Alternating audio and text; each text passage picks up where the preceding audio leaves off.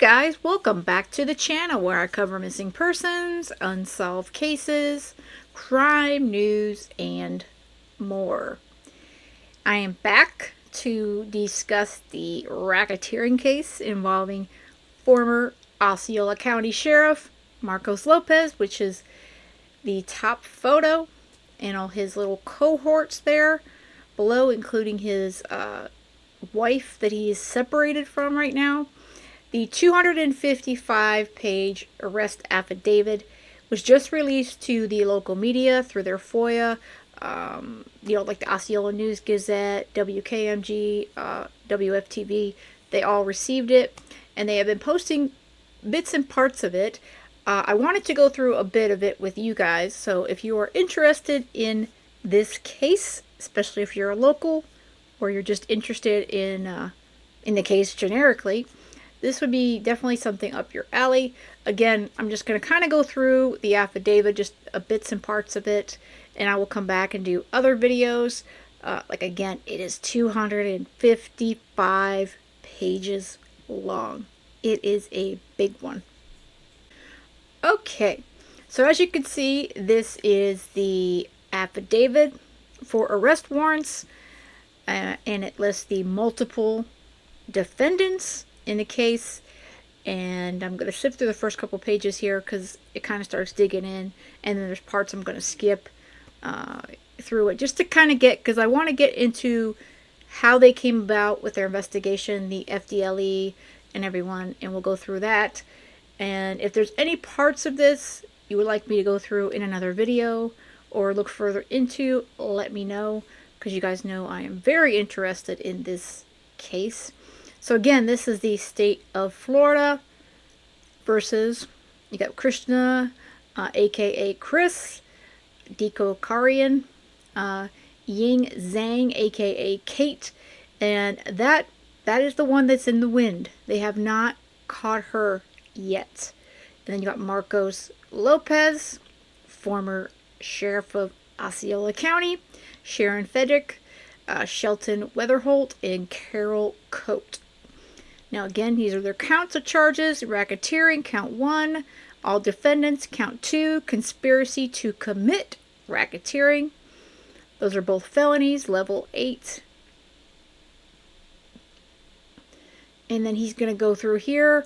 Before me, Michael Tackett, judge of the 5th Judicial Circuit in and for Lake County, Florida.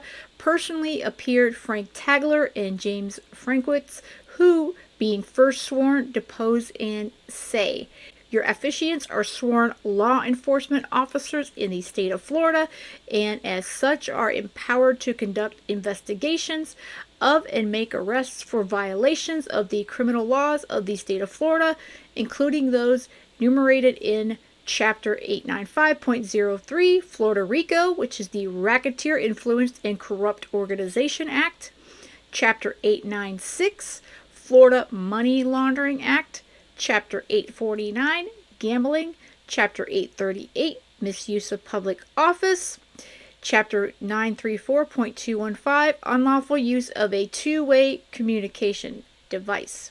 The reasons your officiants believe that the above listed laws have been violated and that the above named individuals are the persons who violated said laws are as follows. Beginning in 2019, a multi-agency law enforcement investigation uncovered the presence of a criminal organization operating an illegal gambling enterprise throughout Central Florida, particularly in Lake and Osceola counties in the 5th and 9th Judicial Circuits. The organization, which generated more than $21.6 million in illicit proceeds, was led by Krishna Dekorian, who acted as both the head of the enterprise and owner of several gambling operations. The internal hierarchy of the group was uncovered through extensive investigative methods, including undercover operations, surveillance, and interviews with confidential informants, employees, and agents. Through this investigation, your officiants learned that multiple individuals were involved to this enterprise, to include Krishna Dekorian, who stood at the helm of the operation, overseeing its financial and logistical framework. Sharon Frederick, who functioned as the enterprise's manager and played a critical role in laundering proceeds. Your officiants learned that Frederick collected cash from the illegal gambling operations, deposited the funds into her personal bank account, and used those funds to pay the organization's operational expenses, including rent to Krishna Dakarian for properties he both owned and used for illegal gambling operations. Sheldon Weatherholt, through his entity SW Fusion LLC, facilitated the acquisition of property leases and utility services for each gambling establishment, receiving regular monthly compensation for his role. Ying Zhang, also known as Kate, served as an investor and co-business owner, contributing capital and partnering with Krishna Dakarian in operating new illegal gambling locations. Carol Coate acted as the bookkeeper, maintaining financial records and assisting in the management of funds of the illegal gambling operation. Marcos R. Lopez played a multifaceted role in the expansion and protection of the enterprise. Lopez initially joined the operation in exchange for political campaign contributions and personal payments. Your officiants learned that Marcos Lopez pledged to use his anticipated position as the elected Osceola County Sheriff to shield the enterprise from law enforcement scrutiny. He recruited new members, secured leases for new locations, including Eclipse Social Club in Osceola County, and facilitated the joint ventures between Krishna Dakarian and Ying Zhang, otherwise known as Katie, that led to the opening of Players Palace in Lady Lake, Florida. Following his election as Osceola County Sheriff in 2021, your officiate learned that Marcos Lopez continued to advance the interests of the criminal organization and that he collected a portion of the illegal gambling proceeds from Eclipse Social Club in cash, further solidifying his role as both a protector and beneficiary of the illicit operation. Yep, he used his role as incoming sheriff to say, hey, I'm going to protect our illegal operation, and yeah, I'm going to use it for my campaign. And just, it's ridiculous the fact that on the outside he portrayed himself as this sheriff of Osceola County that was all about, fighting crime and taking care of his community, when deep down he was a criminal himself. Your officiant task force officer, Frank Tagler, has been a sworn task force officer with the Homeland Security, HSI, since 2023. And this is going into a bit about him. Because the two here, they have to talk about themselves just a bit. And then Officiant Inspector James Frankwitz has been a sworn law enforcement officer employed by the Florida Department of Law Enforcement, FDLE, since 2021. So both of these two law enforcement officers have extensive law enforcement experience.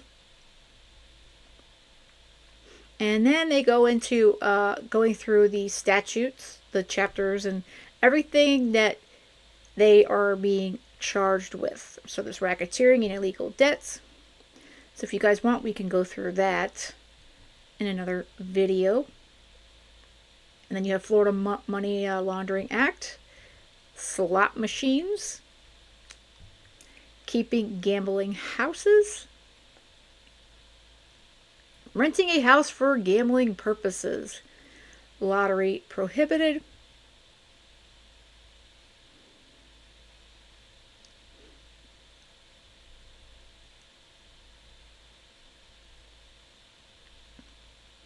and then they discuss about what a confidential informant is, a CI. I think most people know what a CI is, especially after watching a lot of crime television. And then they're talking about organized crime enterprises and about what an organized criminal is. Okay, so now we're going to get into what was the enterprise and those involved. Krishna Dakarian there he is there. There is a photo of him. It looks like a driver's license picture. And he lived in Orlando. Obviously, they're redacting certain pieces of information here for the FOIA. And then there's Sharon Frederick. She resides in Mascot, Florida. Sheldon Weatherholt, and he resides in Inverness. And we have Kate, who they completely redacted her. Again, I think she is long gone out of the United States of America. Then you got Carol Coate. She lives in Dunellen, Florida. And I don't know why they took his picture, and I mean, I understand his address, but I don't understand why they took former Sheriff Marcos Lopez picture off of here, because, I mean, we know who he is, right? Alright, so here is the facts of the investigation. This is a joint investigation between the Florida Department of Law Enforcement, FDLE, and Homeland Security Investigations, HIS. The case is being prosecuted by the Florida Attorney General's Office, Office of Statewide Prosecution, because this affidavit is being submitted for the limited purpose of establishing probable cause. This affidavit does not include every fact known to your officiants or other law enforcement officers concerning this investigation. All statements referred to are, quote, in substance, unquote, unless contained in quotation marks. All communications that are quoted below are quoted as they appeared in the communication, including misspellings or apparent typing errors of the communicator.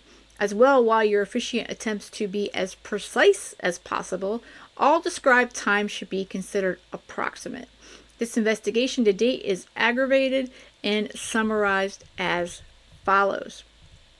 Your officiants learned that in September of 2022, the Metropolitan Bureau of Investigation received a crime line tip that Eclipse Social Club, located at 4561 West Earl Bronson Memorial Highway, Kissimmee, Florida, was operating as a casino with a Las Vegas-style machines where people were gambling cash to win money.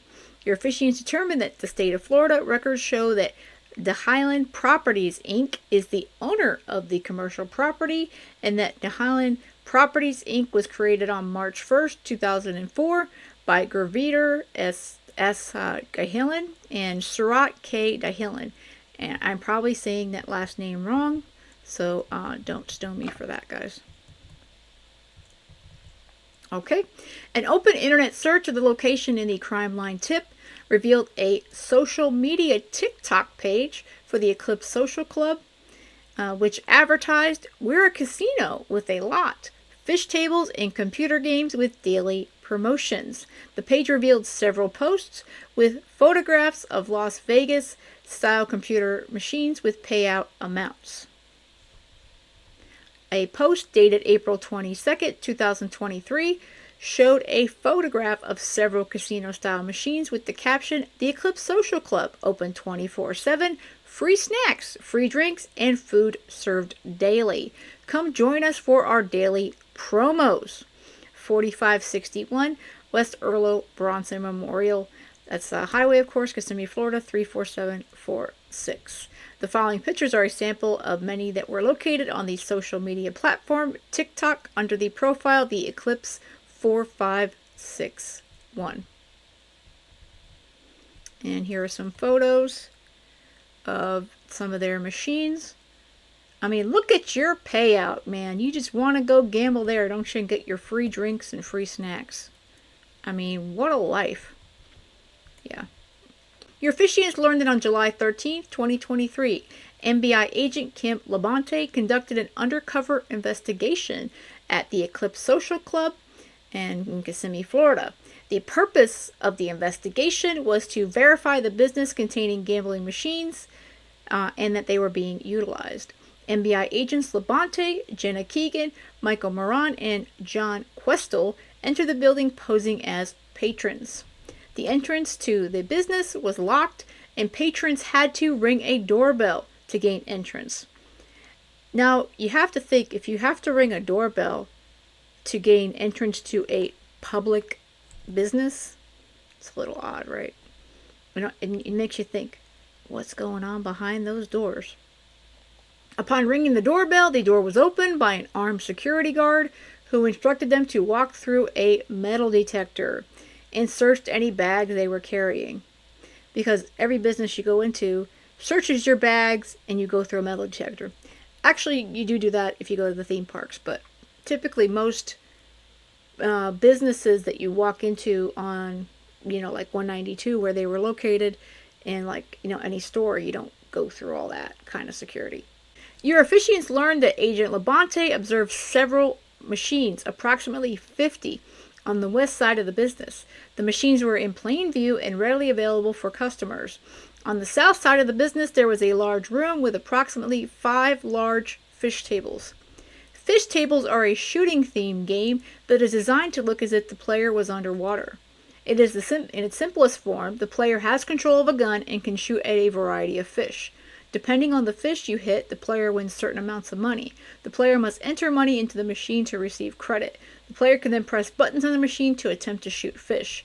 Your officiants learned that as soon as Agent Labonte and Agent Keegan entered the back of the area, the agents were approached by an unknown female employee of the business and asked if they wanted something to drink.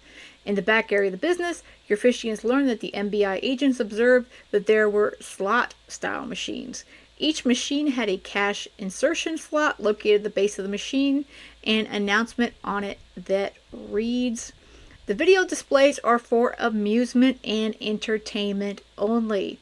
The video displays do not determine the result of your sweepstakes entries." Your officiants also learned that certain machines had an announcement on them that read, "Need to redeem?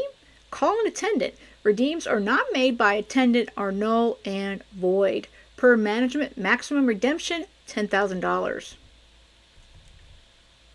And they have some more photos. Your officiants learned that Agent Labonte activated one of the slot machines by inserting $20 into the cash insertion slot. The slot machine gave Agent Labonte 1,000 credits for the $20. Agent Labonte played the game by placing bets in increments of 50 to 100 credits. The machine decreased the number of credits displayed by the amount for which the bet was placed. After placing the bet, Agent Labonte activated the machine and the screen showed reels spinning. Eventually, the reels stopped through no input or skill of Agent Labonte. The slot machine then increased or decreased and displayed credits based on winning or losing combinations of symbols and letters after the spinning wheel stopped. There was no skill utilized, and that payouts were based on the spinning of the reel. Your officiants learned that Agent Labonte won and lost money after a few spins. Eventually, she won $10, which increased the value of her credits to $26.40. Wow, she won $10. Yeah. Agent Labonte pressed the button to redeem the money credits on the machine. The slot machine printed out a voucher with the amount of $26.40 printed on it. The female employee then advised Agent Labonte she could redeem the voucher for cash or use to play a different machine. Agent Labonte used the voucher to play another machine. The voucher was inserted into the slot machine through the cash insertion slot. After playing this slot machine several times, the agent's credits were reduced to $8.86. Agent Labonte pressed the collect button on the machine and a voucher for $8.86 was printed out. So I guess whatever machine she played, well, that didn't go well for her. And they have their photos here of the cash out vouchers. Agent Labonte played several other slot machines in the business which operated the same way. After about 1 hour, Agent Labonte presented the female employee with all the cash-out vouchers she had obtained by playing the slot machines. The female employee advised that if the cash vouchers were less than $1, they were unable to cash them out and it was considered a loss. So if you had 50 cents, I guess you don't get your 50 cents back. She also explained the credits equate to dollars, so a voucher with 19 credits printed on it was worth $19. Your officiants learned that the voucher with 19 credits written on it was also stated it was for amusement only. This receipt has no cash value printed on it. Agent Labonte presented the employee with the two cash out vouchers, $14.70 and $3.56. and one credit voucher, 19 credits, for which she was paid $37 in United States currency. The employee stated the business had been open for approximately 1 year and was open 7 days a week, 24 hours a day. After cashing out, Agent Labonte and the other agents left the business. Your officiants learned that the other MBI agents reported observing and playing several games similar to the experience Agent Labonte experienced. Imagine, when this place was in existence, if you felt like you wanted to gamble at like 4 in the morning, you could just go on down there. Hey, any time of day, come on and gamble. Your officiants learned on October 14, 2023, MBI agents Kim Labonte, Jenna Keegan, John Questel, and Michael Marin conducted an undercover operation at the Eclipse Social Club located at 4561 West Earl Bronson Highway, Kissimmee, Florida. Agent Labonte had to ring a doorbell to gain access and then was directed to pass through a metal detector by an armed security guard. Upon entry, Agent Labonte observed approximately 20 customers, and there appeared to be about 10 to 15 additional slot machines from where she last entered the business on July 13, 2023. Your officiants learned that Agent Labonte reported the machines were the same type of slot machines she observed on July 13, 2023, and all appeared to operate in the same manner. Agent Labonte sat down at a Buffalo Diamond slot machine and inserted $20. The agent played the game by betting credits, which increased or decreased depending on the combination of symbols, pictures, animals, and other items displayed when the reel stopped. Agent Labonte won $8.87 after losing $9.78 and then losing an additional $5. She called one of the female employees over and asked to cash out. Your officiants learned that 2 female employees approached. One took a photo of the slot machine with her cellular phone, and the other provided her with $14 in cash, although the payout listed on the machines was $14.09. So she lost 9 cents. Because they don't deal with change, obviously. Your officiants learned that Agent Labonte continued to play other machines before she eventually cashed out and called over the employees. One employee took a photo of the machine with her cell phone, and the other paid her $3 in cash. Agent Labonte inquired about who the managers were and how she could get in contact with them. An employee who identified herself as Cece stated she would take Agent Labonte's information and provide it to the managers. Your officiants learned that Agent Labonte was told the manager would contact her and was provided with the name of Lutz as one of the managers. Agent Labonte played several gambling machines while in the business that could result in cash payouts. At no time did Agent Labonte utilize any type of skill, as the machine's depiction of fruits, numbers, etc. were by chance.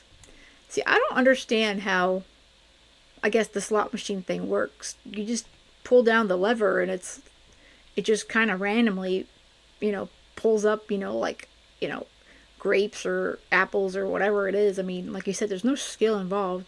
I guess it's exciting if you're winning, but these kind of things, I would think they want you to feel like you're winning, and then all of a sudden they're going to take all your money.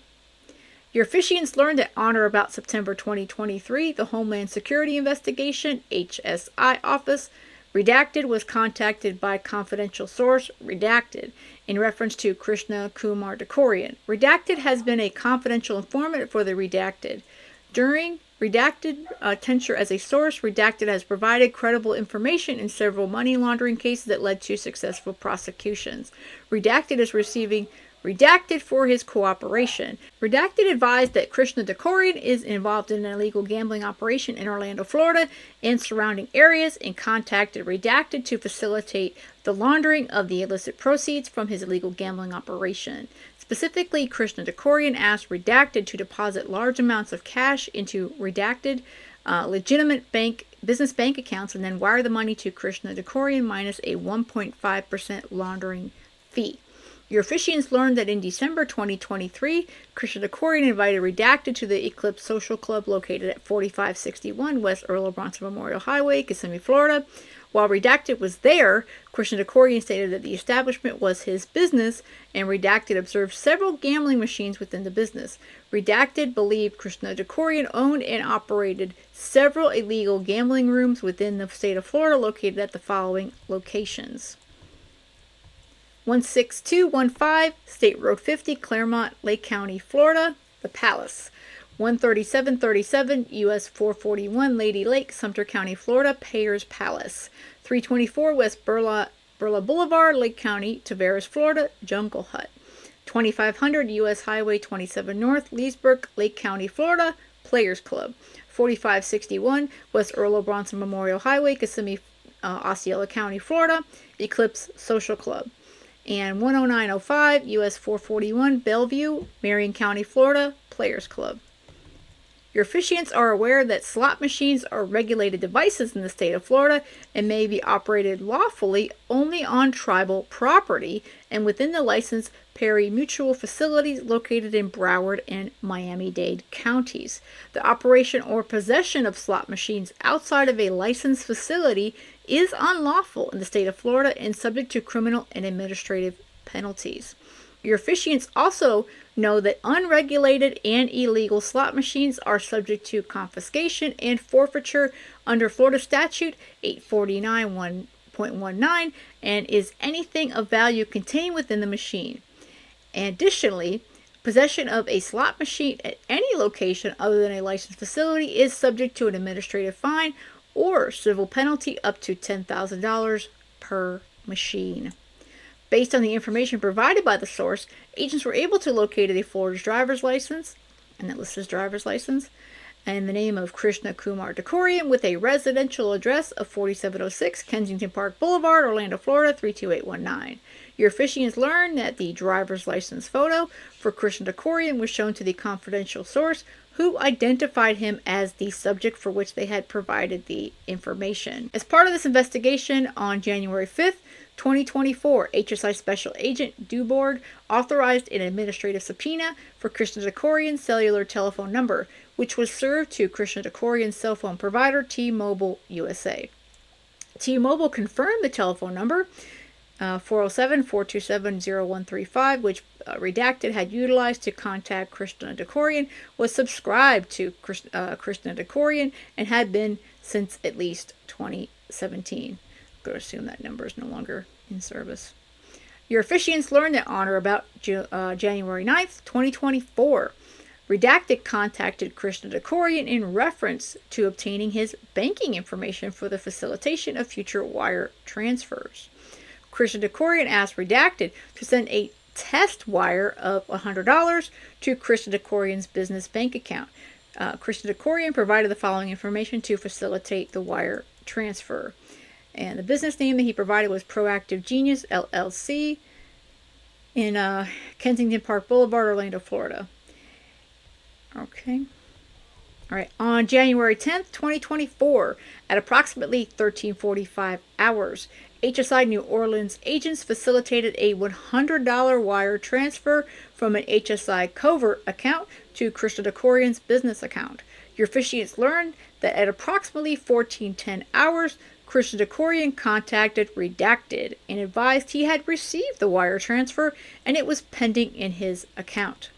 On January 19th, 2024, Homeland Security Investigations arranged for an undercover agent, Redacted, to act in an undercover capacity and accompany Redacted to a meeting with Krishna Dekorian.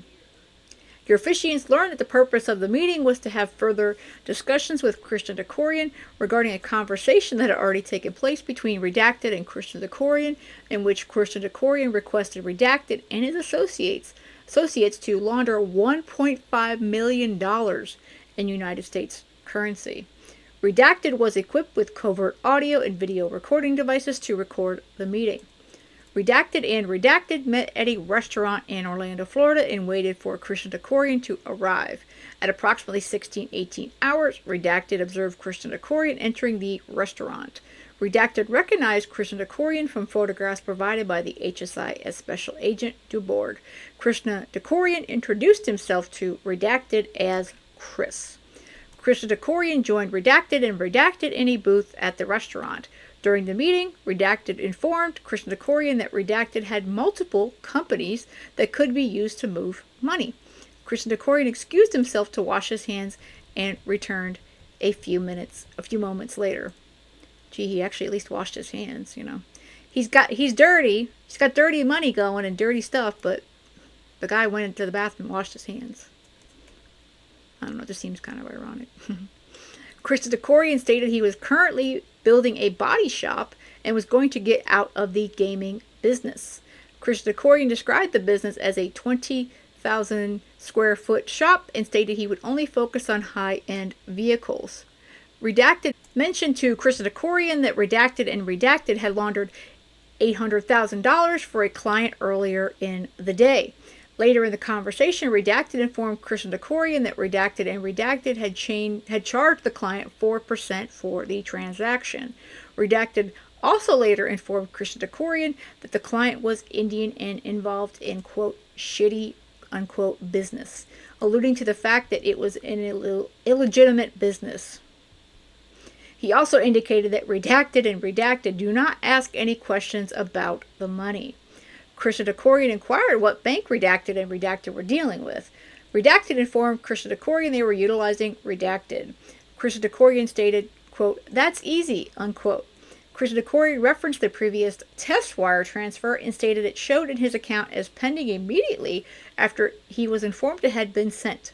Redacted informed Christodokorian that the bank transfer would probably take approximately 24 hours to show up in his account. Your officiants learned that Redacted also informed Christodokorian that the time inside of the bank would vary based on the amount of money he wanted Redacted to deposit. Your officiants learned that Redacted and Christodokorian engaged in a conversation regarding the percentage Redacted would keep when making the wire transfer. Christodokorian stated, quote, it's not like we're going to stop here, unquote.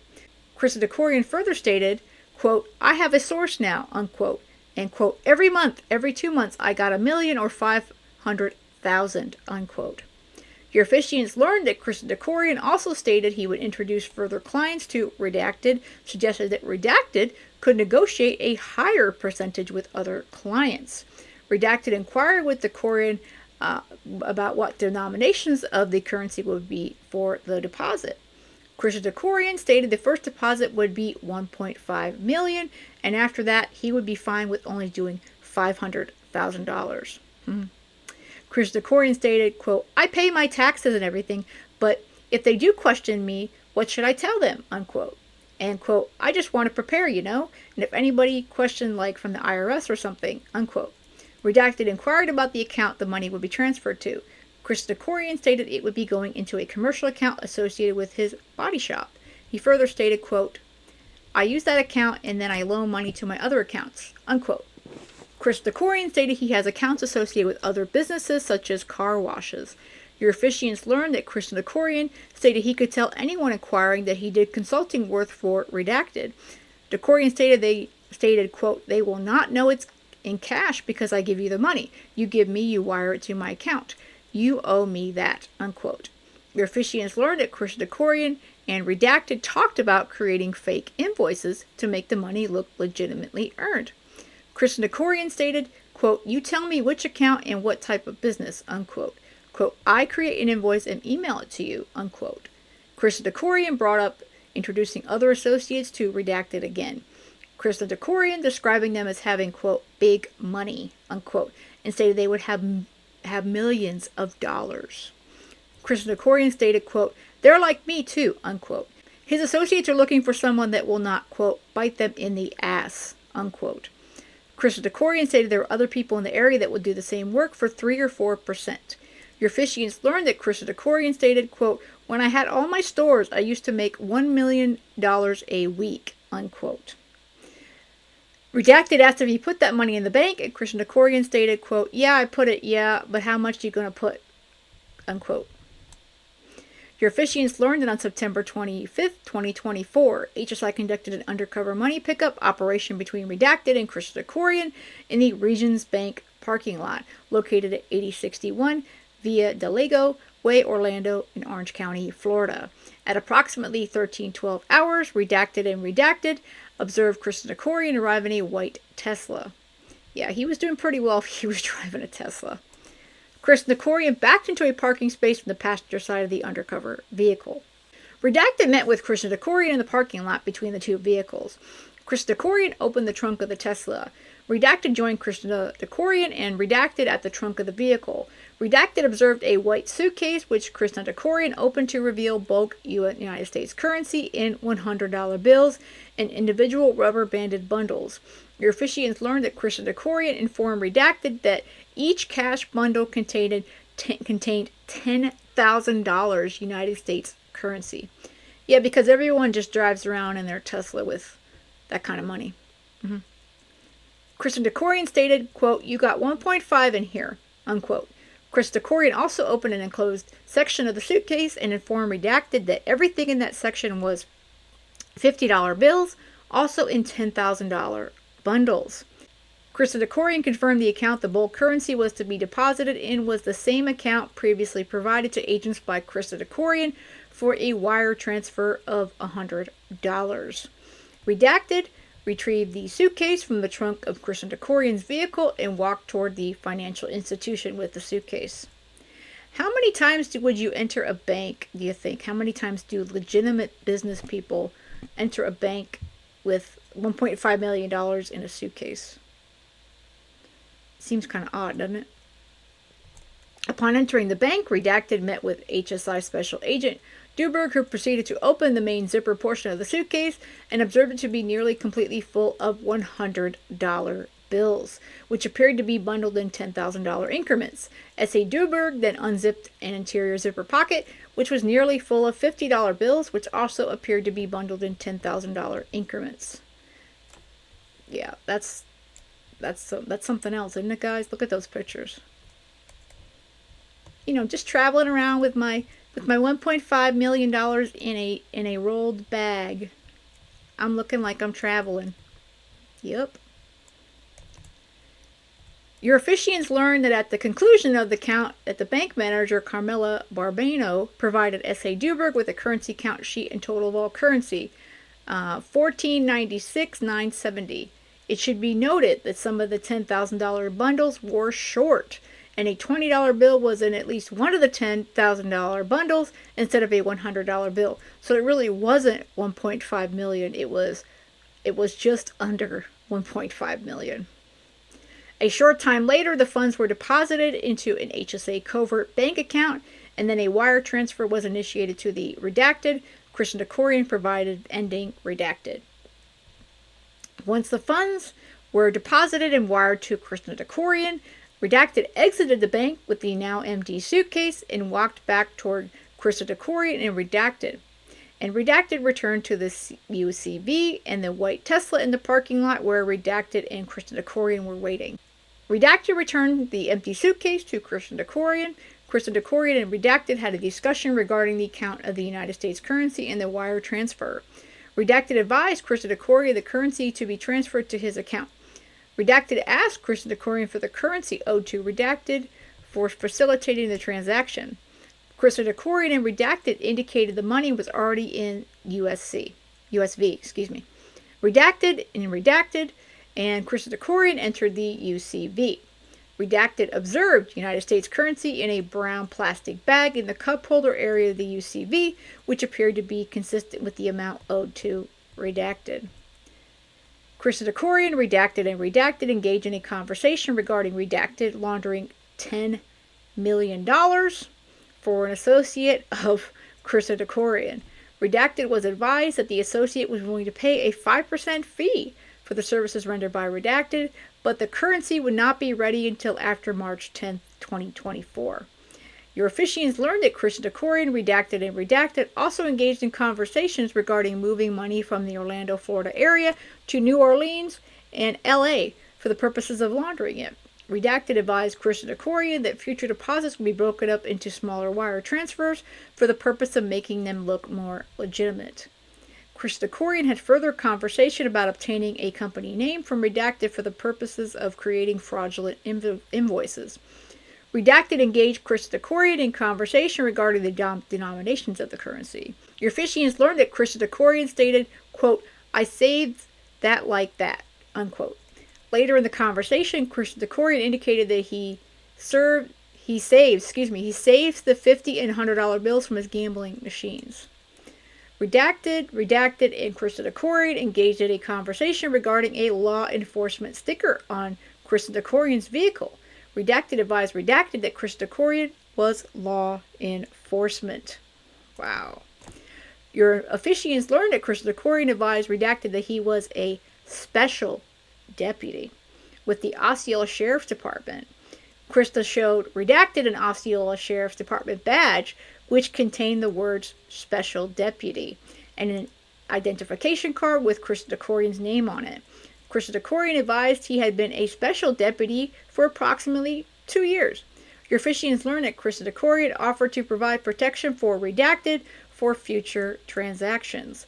Krista Dekorian also stated that he had access to a patrol car. That is some scary stuff, guys.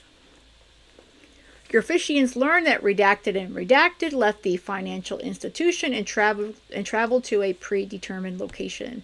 The plastic bag containing the bulk United States currency provided to Redacted was turned over to S.A. Duberg. At approximately 1600 hours, S.A. Duberg was contacted by the Redacted manager, Miss Barbino. Miss Barbino advised that during the recount of the cash, it was $500 short.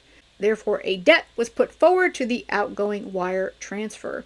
A short time later, Miss Barbino again contacted S.A. Duberg and advised another recount was conducted and the cash was $2,000 over. Therefore, a credit was put toward the Redacted. How many different counts did this bank get on this money? I mean, that's pretty crazy to me. On February 7, 2024, S.A. Duberg was contacted a third time by Ms. Barbino, who advised the Redacted sent her to receive the funds and produced a final count that was $100 over. Therefore, the Redacted was credited for another $100. Your officiants learned that the total cash deposit was $14.99.70. That is crazy. Listen, I'm not good with math, but if you are working at a bank and you have 3 or 4 or however many times they had to recount it, and oh, it's short. Oh no, it's over. Oh no, it's short. It's very, very strange.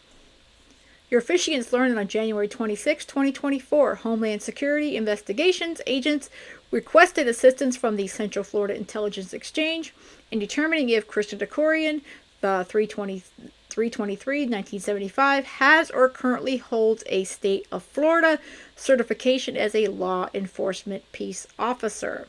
After completing the queries, the Florida Intelligence Exchange notified SHI that the Florida Department of Law Enforcement determined Krista Dekorian has no current or expired certificates. What a shock, huh? Yeah, he's no special deputy. I'm a special deputy. Yeah, in your own mind.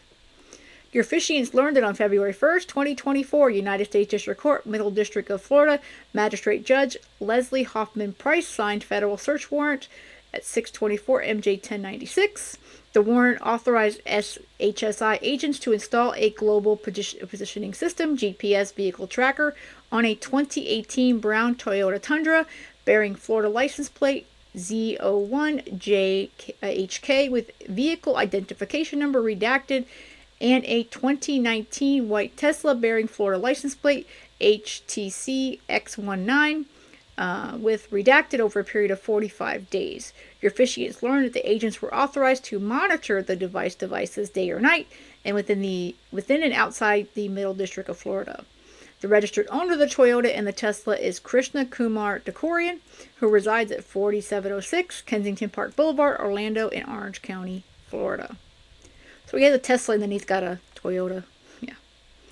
Your officiants learned that on March 14, 2024, United States Magistrate Judge Daniel Eric signed a federal tracking warrant, 624 MJ 12882. The warrant authorized an extension tracking of the 2018 brown Toyota Tundra with the Florida license plate Z01JHK with vehicle identification number redacted by HSI for an additional 45 days. Your officiants learned it on April 19, 2024. United States District Court, Middle District of Florida, United States Magistrate Judge Robert N. Norway signed federal search warrant 624 MJ 1413. The warrant authorized an extension tracking of the 2018 brown Toyota Tundra the same license plate and the vehicle number, which is redacted, for HSI for an additional 45 days. Your officiants learned that on May 30th, 2024, United States Magistrate Judge M. Norway signed federal tracking warrant, and that looks like they're doing it again for another 45 days. So let's see. So again, they're doing it in May, and then August they're extending it. The following information gives a broad breakdown of tracker activity from February 1st, 2024 to July 13th, 2024, but does not contain every piece of data that law enforcement learned during the review of tracker data due to the voluminous nature of tracking data collected. However, no information known to law enforcement that would tend to negate probable cause has been withheld from this report. Monitoring of the tracker, both live and historical, was suspended from July 14, 2024 to August 14, 2024 due to the expiration of the original warrant and warrant extensions and obtaining a new warrant. Your officiants learned that data obtained from the GPS tracking device installed on the brown Toyota Tundra shows the vehicle arriving and leaving the residence on Kensington Park Boulevard daily. HSI agents also facilitated the installment of a pole camera in the area of Krishna Korian's residence, which was used to assist in the surveillance of the residence. Footage obtained from the pole camera showed Krishna Korian arriving and leaving the residence on a regular basis, which is consistent with someone who resided at the residence.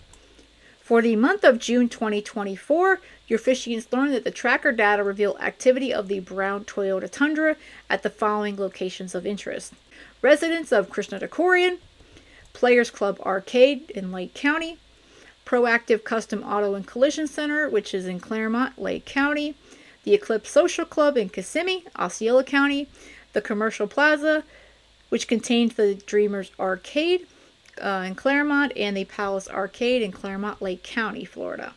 For the period of July 1st, 2024 to July 13th, 2024, your officiants learned that the tracker data showed activity of the brown Toyota Tundra at the following locations of interest: residence of Decorian, Players Club Arcade in Lake County, Proactive Custom Auto and Collision Center in Claremont, Lake County, the Jungle Hut Arcade in Lake County in Tavares, the Eclipse Social Club in Kissimmee, Osceola County, the Commercial Plaza, which contains the Dreamers Arcade, and the Palace Arcade in Lake County, Claremont, Florida.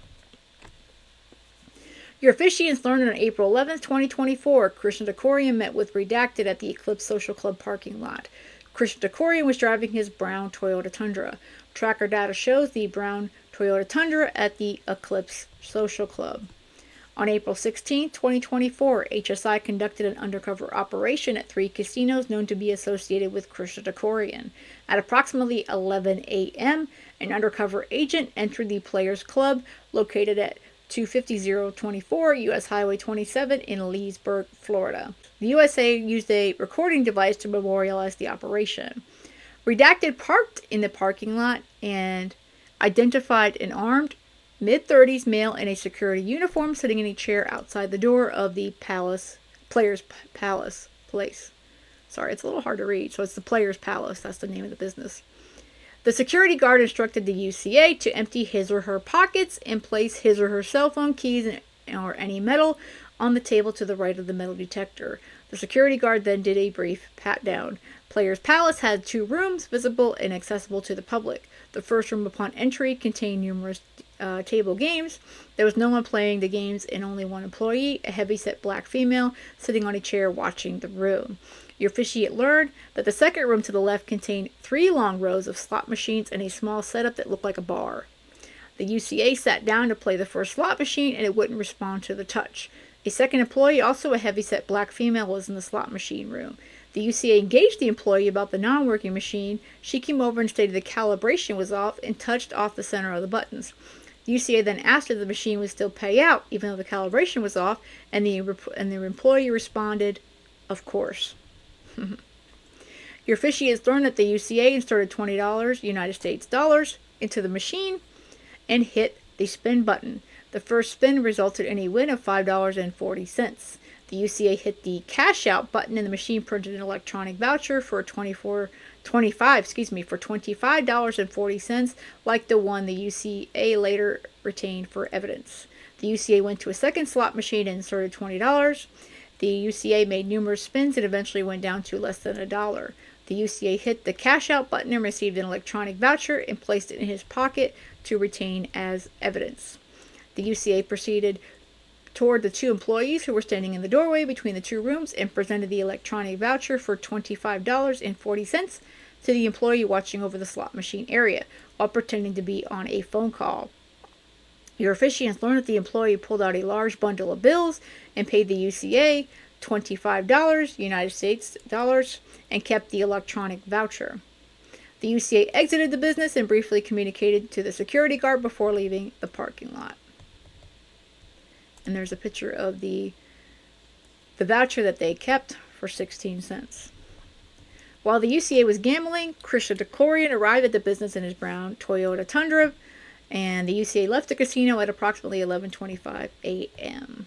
Agents note, on or about June 30th, 2023, the Florida Gaming Control Commission sent a letter to the Players Club Cafe located at 25024 U.S. Highway 27 in Leesburg, Florida.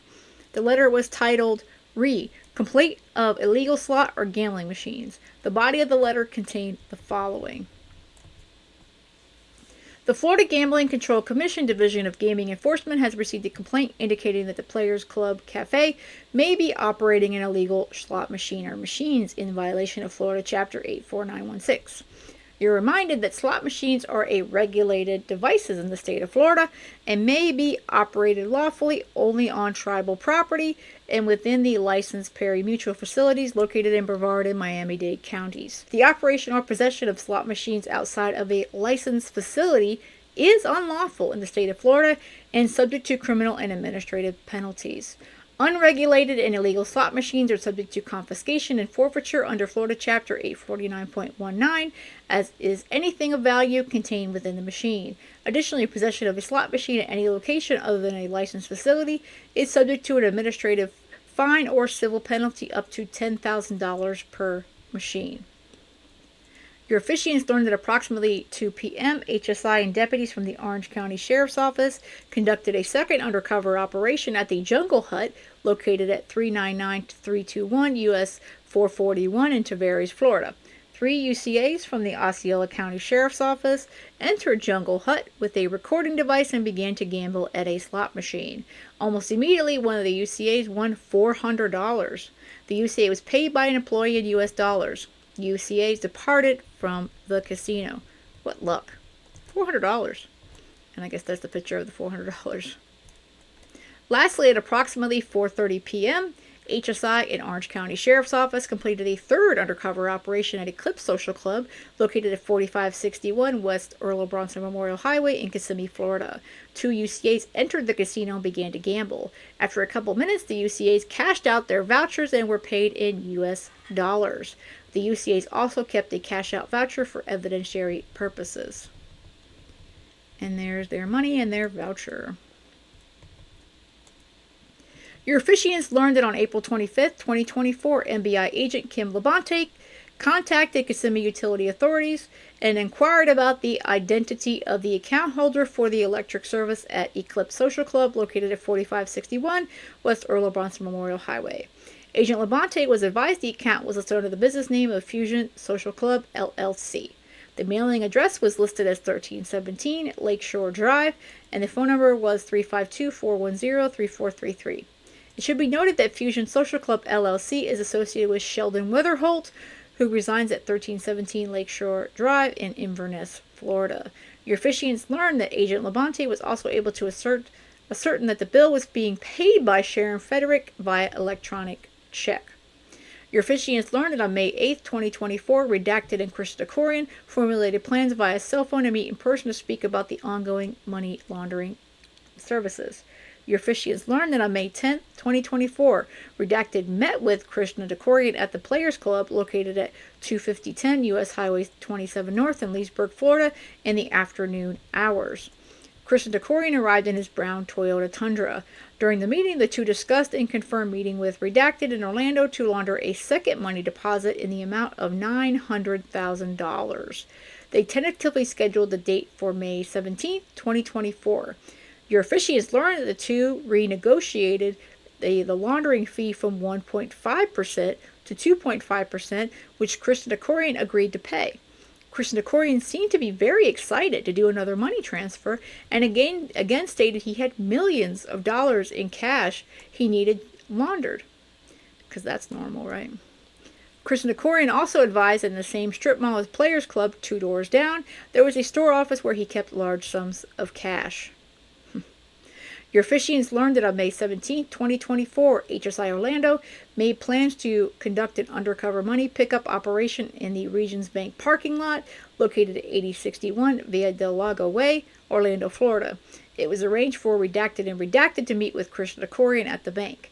During previous discussions, an arrangement was made for Redacted to conduct a financial transaction with approximately $900,000. In the United States currency, of course, and on behalf of Krishna Decorian in exchange for 2.5%, $22,500. Your officiants learned that the purpose of the financial transaction was to launder or clean Decorian's USC by cumulating it with legitimate funds. Redacted was equipped with covert audio and video recording devices during the operation. Man, doesn't it sound like a movie, guys? It sounds like a movie, but this is real life. Your officiants learned that a poll camera recorded Christian Decorian exiting his house with a gray bag, which he can then be observed placing in the brown Toyota Tundra. The tracking device installed in the brown Toyota Tundra recorded Christian Decorian traveling directly to the Regions Bank on Villa del Lago Way in Orlando, Florida, from his residence in Orlando, Florida. Guess he didn't take the Tesla this time. Your officiants learned at approximately 12:10 hours, Redacted observed Christian Decorian arriving in a tan-colored Toyota Tundra pickup truck. Redacted recognized Krishna Decorian from previous meetings on January 19, 2024 and January 25, 2024. Krishna Decorian backed into a parking spot on the passenger side of the UCV. Redacted made contact with Christian Decorian between the two vehicles. Christian Decorian opened the rear driver's side door of the Toyota truck and revealed a light-colored duffel bag on the back seat. Christian Decorian unzipped the bag to reveal bulk currency. Your officiants learned that Christian Decorian stated the bag contained $900,000. Christian Decorian stated the UCS fee was in a separate bag. Redacted requested to take the fee into the bank as well.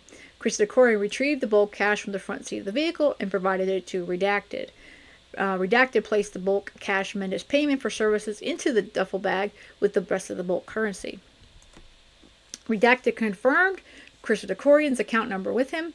Redacted showed Christian Decorian a notepad with the account number written on it. Christian Decorian opened a banking application on his cellular phone to confirm the account number. Redacted then took custody of the gray duffel bag and entered the financial institution, while Christian Decorian and Redacted remained near the UCV. When Redacted entered the financial institution, the audio and video recording devices were terminated. Redacted met with HSI S.A. Duberg and HSI S.A. Dipple inside of the financial institution and turned the bag containing the currency over to them. S.A. Duberg opened the black zipper of the duffel bag and observed it to contain multiple $100 and $50 and $20 bundles.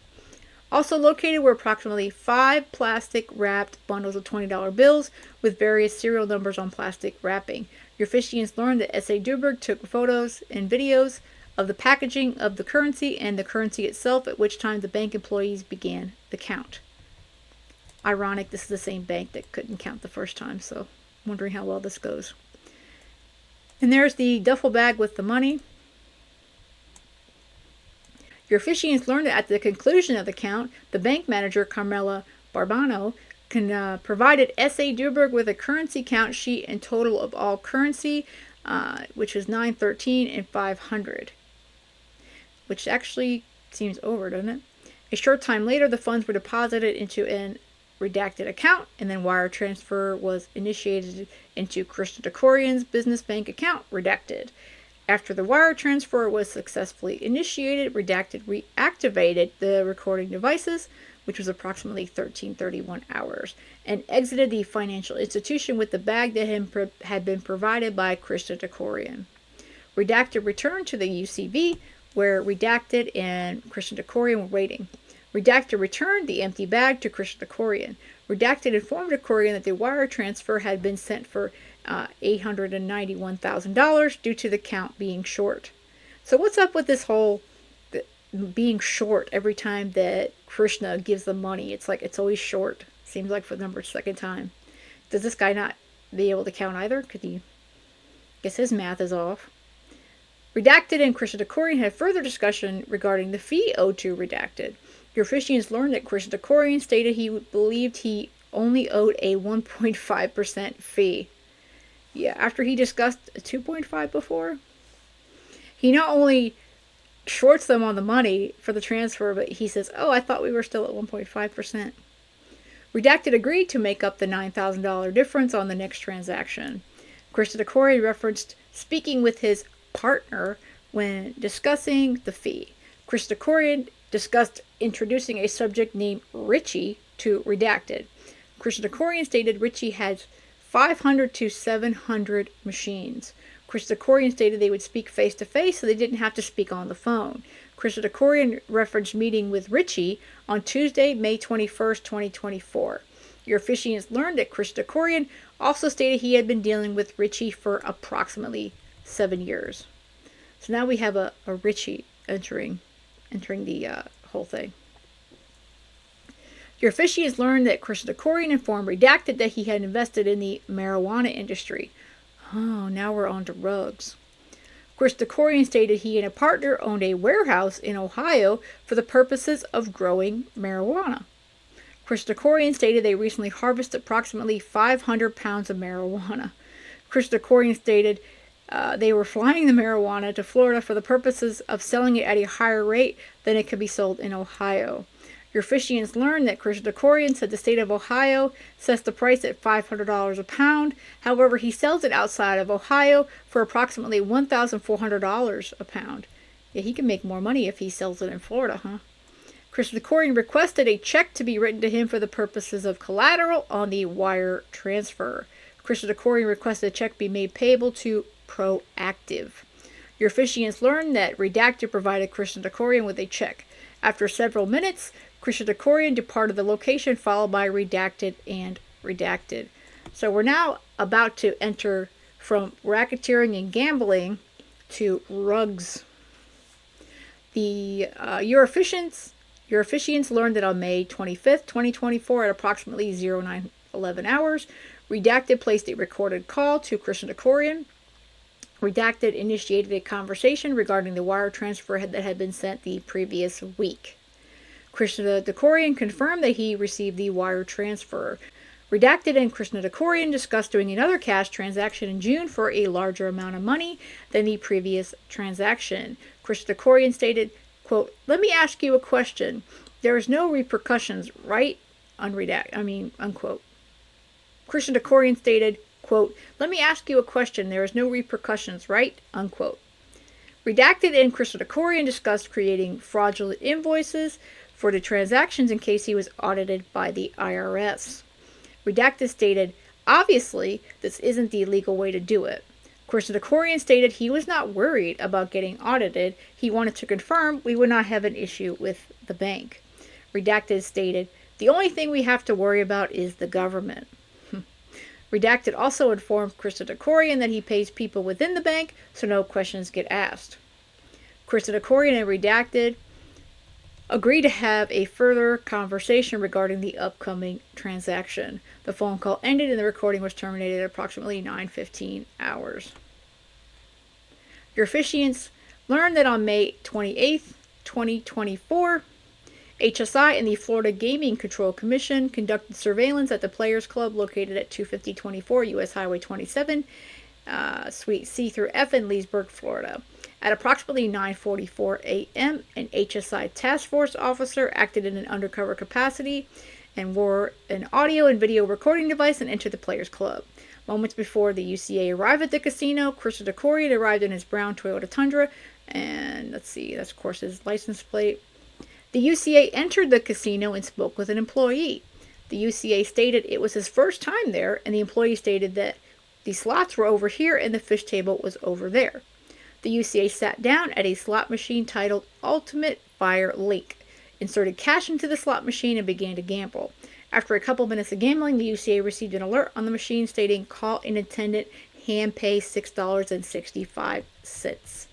The employee responded and paid the UCA $6 in cash. Again, you don't get it if it's under $1, remember? The UCA moved to another slot machine, also entitled Ultimate Fire Link, and began to gamble. After a couple minutes, the UCA received another alert on the slot machine stating, "Call an attendant and hand pay $14.80. An employee responded and again paid the UCA.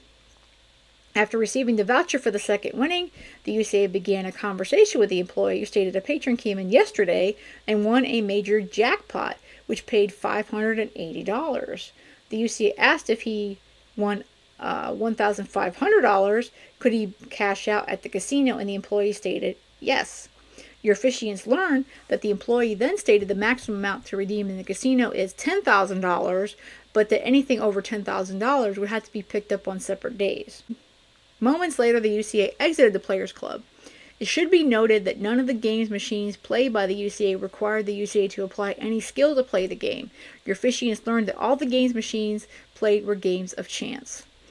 Can you imagine telling people that you could cash up to $1,500, but if you need more, it would take a few days, so they know how much, basically people can learn how much money they had on hand too. Yeah. Oh, here's some pictures. Your officiants learned that on June 3rd, 2024, NBI agent Labonte issued a subpoena to the Kissimmee Utility Authority to obtain more detailed information on the bill payments for the Eclipse Social Club. On June 14, 2024, KUA responded to the subpoena. The payout details showed the bill being paid via e-check and credit card. From May 2022 through May 2024, payments were made by the account holder, Sharon Frederick, through checking accounts at Redacted. Visa, credit, and debit cards and PayPal accounts all connected with Sharon Frederick as the card holder name.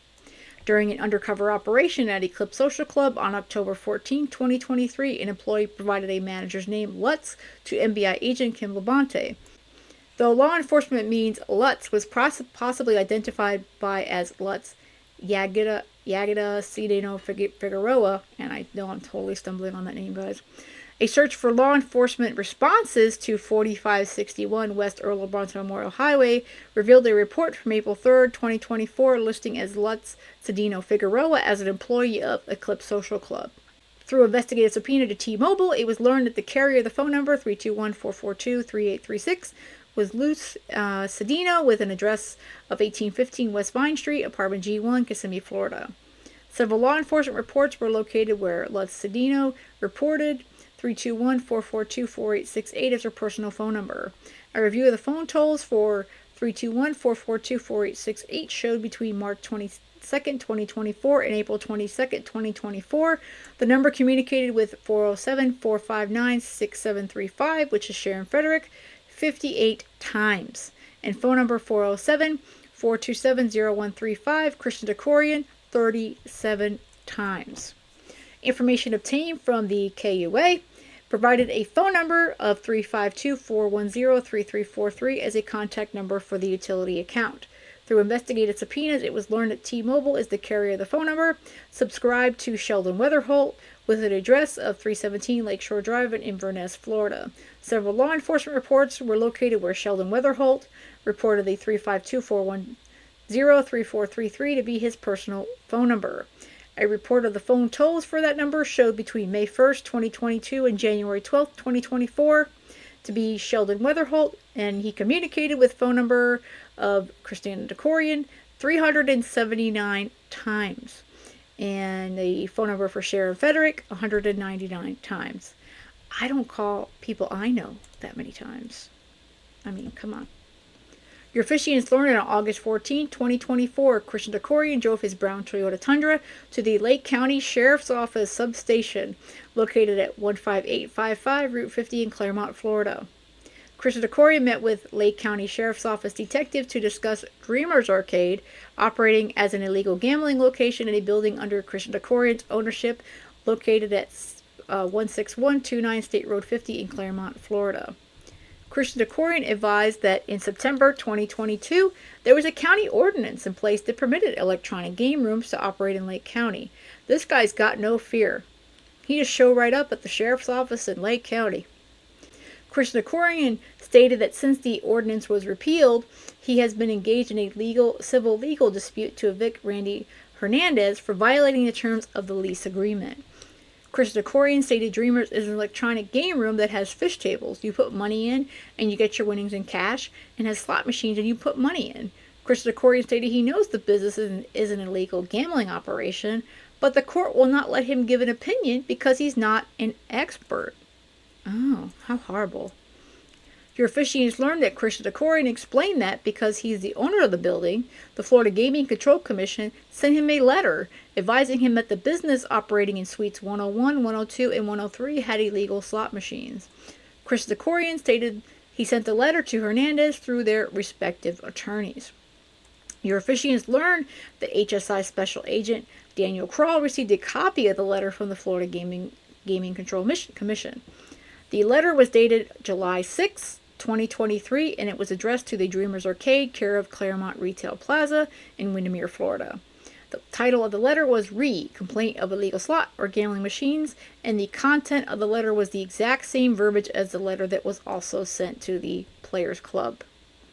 On August 14, 2024, at approximately 16:42 hours, your officiate HSI Task Force Officer Frank Tagler, while working in an undercover capacity, entered Players Club located at 25024 U.S. Highway 27 in Leesburg, Florida. Your officiant Tagler was equipped with an audio-video recording device for officer safety and to capture evidence of potential illegal gambling at the location.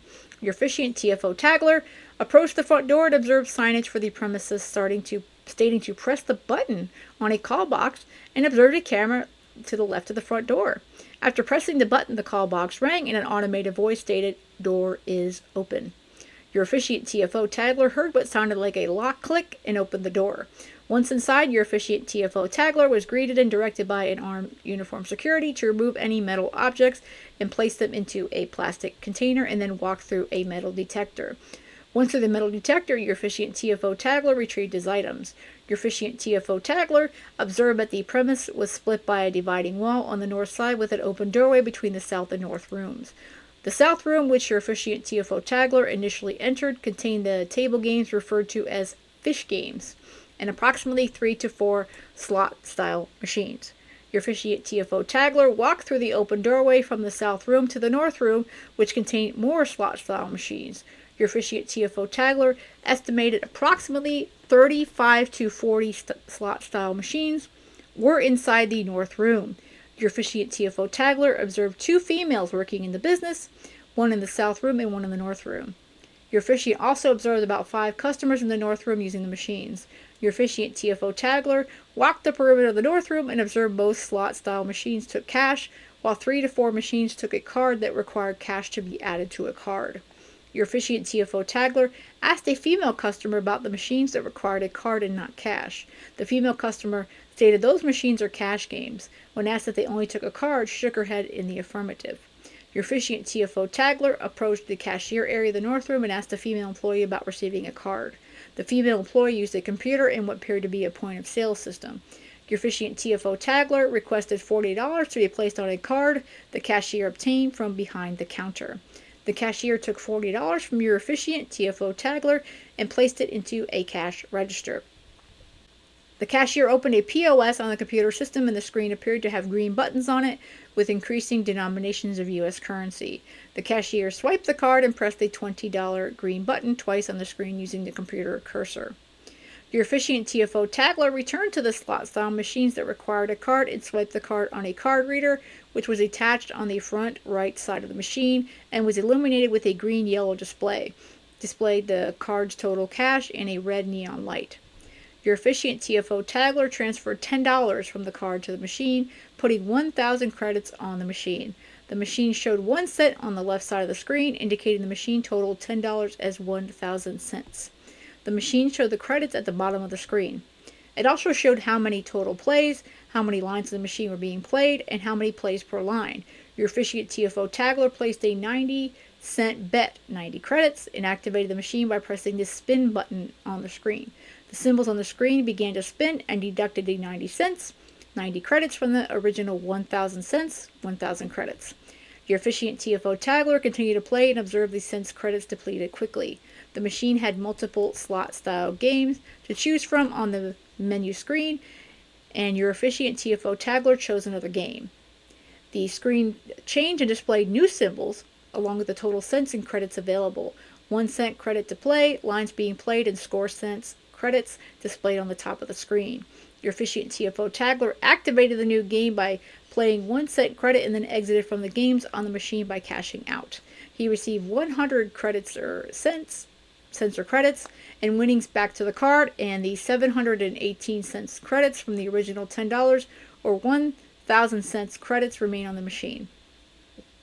Your officiant TFO taggler left the machine to retrieve a cup from the south room.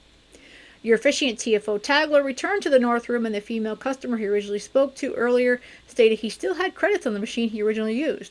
Your officiant TFO taggler returned to the machine, and the female customer explained to your officiant TFO taggler that the machine only returns credits won, and the credits placed on the machine had to be played. The customer explained her strategy to winning larger amounts on the machine and which of the games on the machine she preferred BBQ bucks.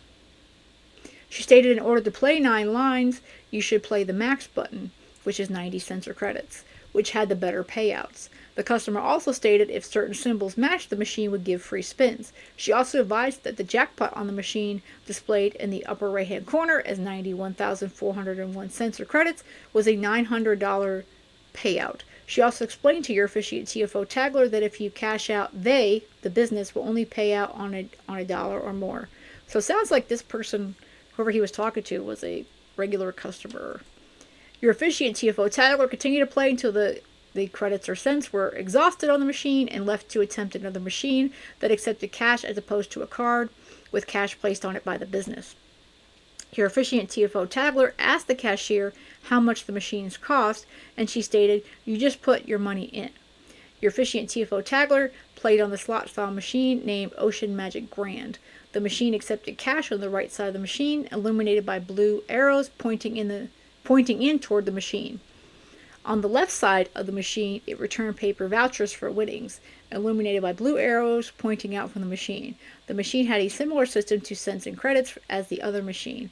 35 cents or credits were on the machine, and your officiant TFO taggler inserted $20, which is 2,000 cents or credits, into the machine for a total of 2,035 cents or credits. Your officiant TFO taggler activated the machine. Each spin was 100 to 300 credits or cents, and the original 2,000 cents or credits depleted quickly to 45 cents or credits. Your officiant TFO taggler added another 2,000 cents or credits, $20 to the machine for a total of 2,045 cents or credits. Your officiant activated the machine with 200 cents credits and won 627 cents or credits, totaling 2,465 cents credits, $24.65. Your officiant TFO taggler then cashed out of the machine and received a paper voucher from the machine for $24.65. Gets a little confusing with all those numbers, huh? Your officiant TFO taggler then went to another slot machine called Ultimate Firelink. The machine accepted cash from the right front side and will return a paper voucher from the front left side. Your officiant TFO taggler inserted $20 into the machine. The cents or credits were 2 cents per play, and displaying a total of 1,000 plus another 5.5 cents in credits that were on the machine originally. Your officiant TFO taggler activated the machine, and the symbols displayed on the screen spun. Your officiant TFO taggler cashed out of the machine at 570.5 cents or credits, receiving a paper voucher from the machine for $11.41. Your officiant TFO taggler then returned to the original slot-style machines that required a card from the business. Your officiant TFO taggler activated the slot-style machines and depleted the credits remaining on the machine. Your officiant TFO taggler then went to the cashier, handed her the card and voucher for $11.41, asking to be cashed out. The cashier used the computer and POS again to swipe the card in the one voucher. Your officiant TFO taggler was returned $15 for the voucher and the card. Your officiant TFO taggler also received the card back from the cashier for return visits. Gee, come back. Let's use your card again. Your officiant TFO taggler asked about the hours of the operation and was told by the cashier that the business is open 24 hours. Gamble anytime. It should be noted that none of the games or machines played by your officiant TFO taggler required him to apply any skill during the play of the game. All games machines were games of chance. And there's some pictures here, it looks like. And his cash out voucher. Yeah. Your officiants learned that on August 15th, 2024, FBI agent Jana Keegan conducted an undercover operation at the Eclipse Social Club, 4561 West Earl Bronson Memorial Highway, Kissimmee, Florida. During the operation, Agent Keegan asked an employee who identified herself as Cece if the business would be interested in holding a private casino party at Eclipse. Your officiants learned that Cece stated the business did not typically host events, but she would take Agent Keegan's information for the manager to contact her. Cece identified the manager of Eclipse as Sharon. Investigative research of the Eclipse Social Club, 4561 West Earl Bronson Memorial Highway, Kissimmee, Florida, revealed several reports where names and positions of employees were listed.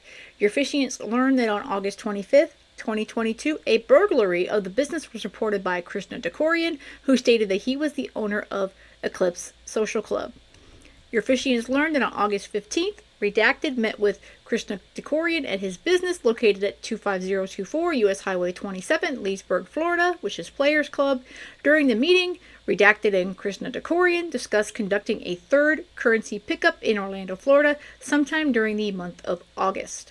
Your officiants learned that Krishna Dekorian advised he had approximately $5 to $6 million in cash in his residence that he would like laundered through Redacted and Redacted. Krishna Dekorian advised that the previous currency pickup deposit was in his Wells Fargo bank account was flagged, and Wells Fargo subsequently closed his account and advised they would be mailing him a cashier's check for the funds still within his account. Your officiants later determined that this information was found to be false after HSI S.A. Kroll spoke with a Wells Fargo representative who advised that Krishna Dekorian's account is still active. Several minutes into the meeting, Redacted called Redacted on the phone so the three of them could speak.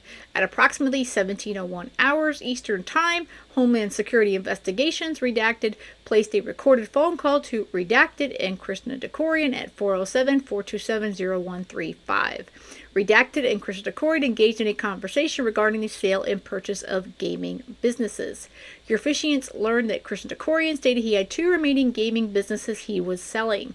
Krishna Dekorian stated he owned a gaming business in Kissimmee, Florida he wanted to sell for $4.2 million. Your officiants learned that Krishna Dekorian also stated he owned a gaming business in the Villages, Florida he wanted to sell for $1.6 million.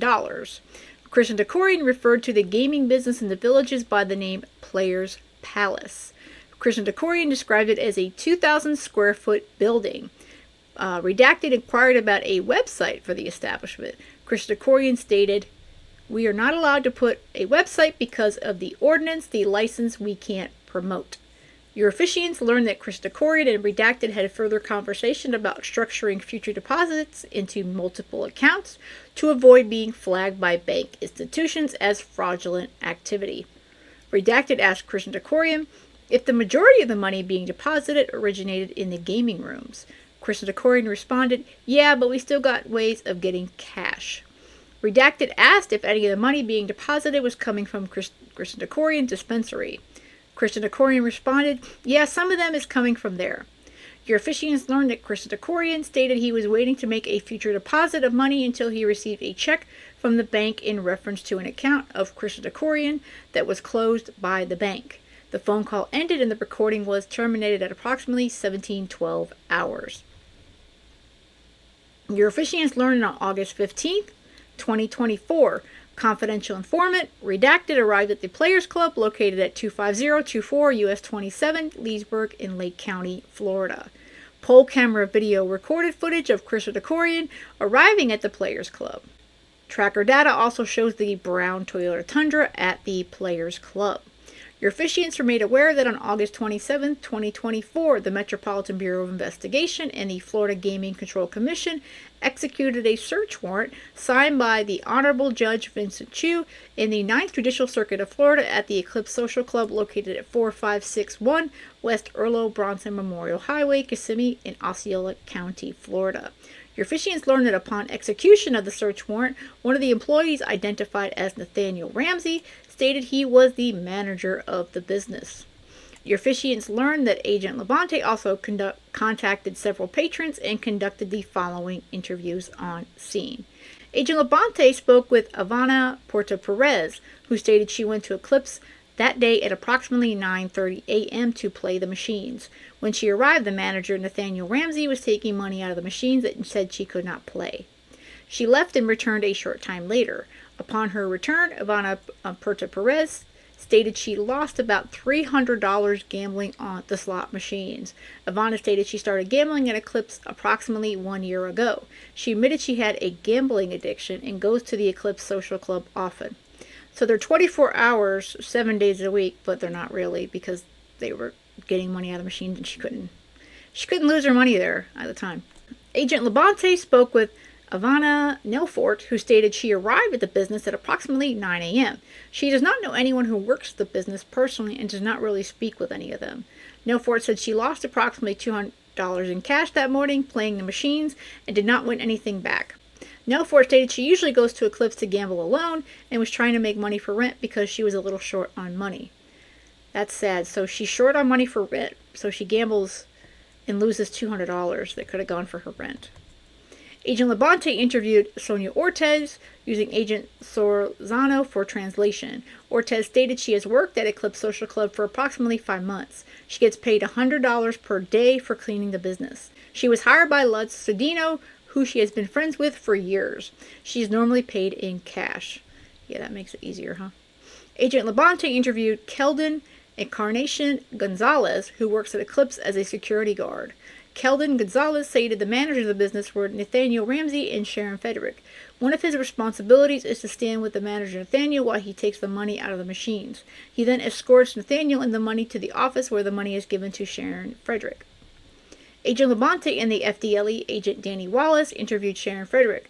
Post Miranda, Sharon Frederick stated her position with the organization is to pull and count the money that has been taken out of the gambling machines. Sharon Frederick comes to the Eclipse approximately 5 times a week, or sometimes every day, but she stated that the money gets pulled out every day. After the money is counted, it is taken to Sharon Frederick's house. Sharon Frederick meets with Kristana Dekorian every week to give him the money. Sometimes she would meet with him every other week. Sharon Frederick stated Kristana Dekorian is the owner of the business and described him as an Indian male who drives a brown truck. Sharon Frederick meets Kristana Dekorian either at his house in Windermere, in Leesburg, at the Players Club, or somewhere else so she can give him the cash proceeds from the Eclipse. The money Sharon Frederick gives Kristana Dekorian can be as much as $200,000, but business has been slow lately, so it's been less. Sharon Frederick told agents that she used to play at an illegal gambling business in Leesburg, and that's where she met Kristana Dekorian. Kristana Dekorian asked her to work for him as a floor employee, and she stated she had worked her way up to her current position. Sharon Frederick is responsible for paying all the bills that need to be paid for the business. She deposits the money for the bills into her Wells Fargo and Regions Bank accounts from the gambling businesses. She's the only person who deposits the money from Eclipse into the bank. Sharon Frederick oversees collecting money from the Eclipse, Players Club in Leesburg, and Players Palace in the villages, and is responsible for paying all the bills for those clubs and bringing any additional money to Kristana Dekorian. Sharon Frederick stated she pays the landlord, the Hillen, $19,189 for monthly rent at the Eclipse and pays rent with a cashier's check for a Players Club. Sharon Frederick said Carol Coate is the accountant and comes to the business location every Monday to take pictures of the machines and the winnings. Sharon Frederick advised she talks with Kristana Dekorian via the communication application WhatsApp. There are also WhatsApp groups for all the employees where they discuss the business of the stores. Frederick said the photographs of the customer winnings, any store issues, the machines, or anything regarding the gambling businesses are discussed via WhatsApp groups on their cell phones. Every employee who works for them is in the WhatsApp group. And I don't have WhatsApp, but I understand that they're pretty secretive. Seems like whoever's in there, they try to communicate, and everybody else doesn't see that. Your officiants learned that Kristana Dekorian told Sharon Frederick they did not have to worry about law enforcement at Eclipse. She said Kristana Dekorian met DeHillen through another friend and arranged to rent the location because DeHillen owned the property. Sharon Frederick said Sheldon Witherholt is the person who opens the business and sets up utilities, but she's the one who pays the bills. Sheldon Witherholt will open the accounts and send her the login information so she can pay the bills. Sharon Frederick said that Kristana Dekorian knows the businesses are illegal, but they had a gambling license in Lake County under Sheldon Witherholt's name that Sharon Frederick said she had paid $5,000 to obtain. Your officiants learned that Sharon Frederick stated that she sends Kristana Dekorian copies of all the bills via WhatsApp. Sharon Frederick and Sheldon Witherholt work together at Players Club in Leesburg. She believes that Kristana Dekorian owns about 8 machines at Eclipse and rents the rest from Richie. She believes that Kristana Dekorian owns about 8 machines at Eclipse and rents the rest from Richie. Frederick said Richie gets 30% a month of the money the machines make at the business. She knows Sheldon Witherholt filled out the leasing paperwork for Eclipse. Sharon Frederick said Kristana Dekorian uses 2 phones and provided the phone numbers of 689-255-0115 and 407-427-0135 to law enforcement. She stated that she believes there should be a stack of U.S. currency totaling $200,000 at Kristana Dekorian's residence because she dropped the money off to him there a few weeks ago.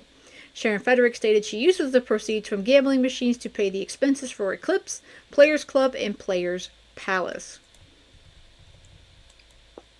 Your officiants learned that during the execution of the search warrant at the Eclipse, law enforcement seized 85 gambling machines consisting of slot machines and fish tables, U.S. currency, 7 computers, 8 cellular phones, and a digital video recorder. All the gambling machines were seized and stored by the Florida Gaming Control Commission, and the currency, electronics, and documents were seized and stored by MBI. Your officiants learned that prior to the seizure of the gambling machines, FGCC agents inspected the machines and determined they were operating in violation of Florida law.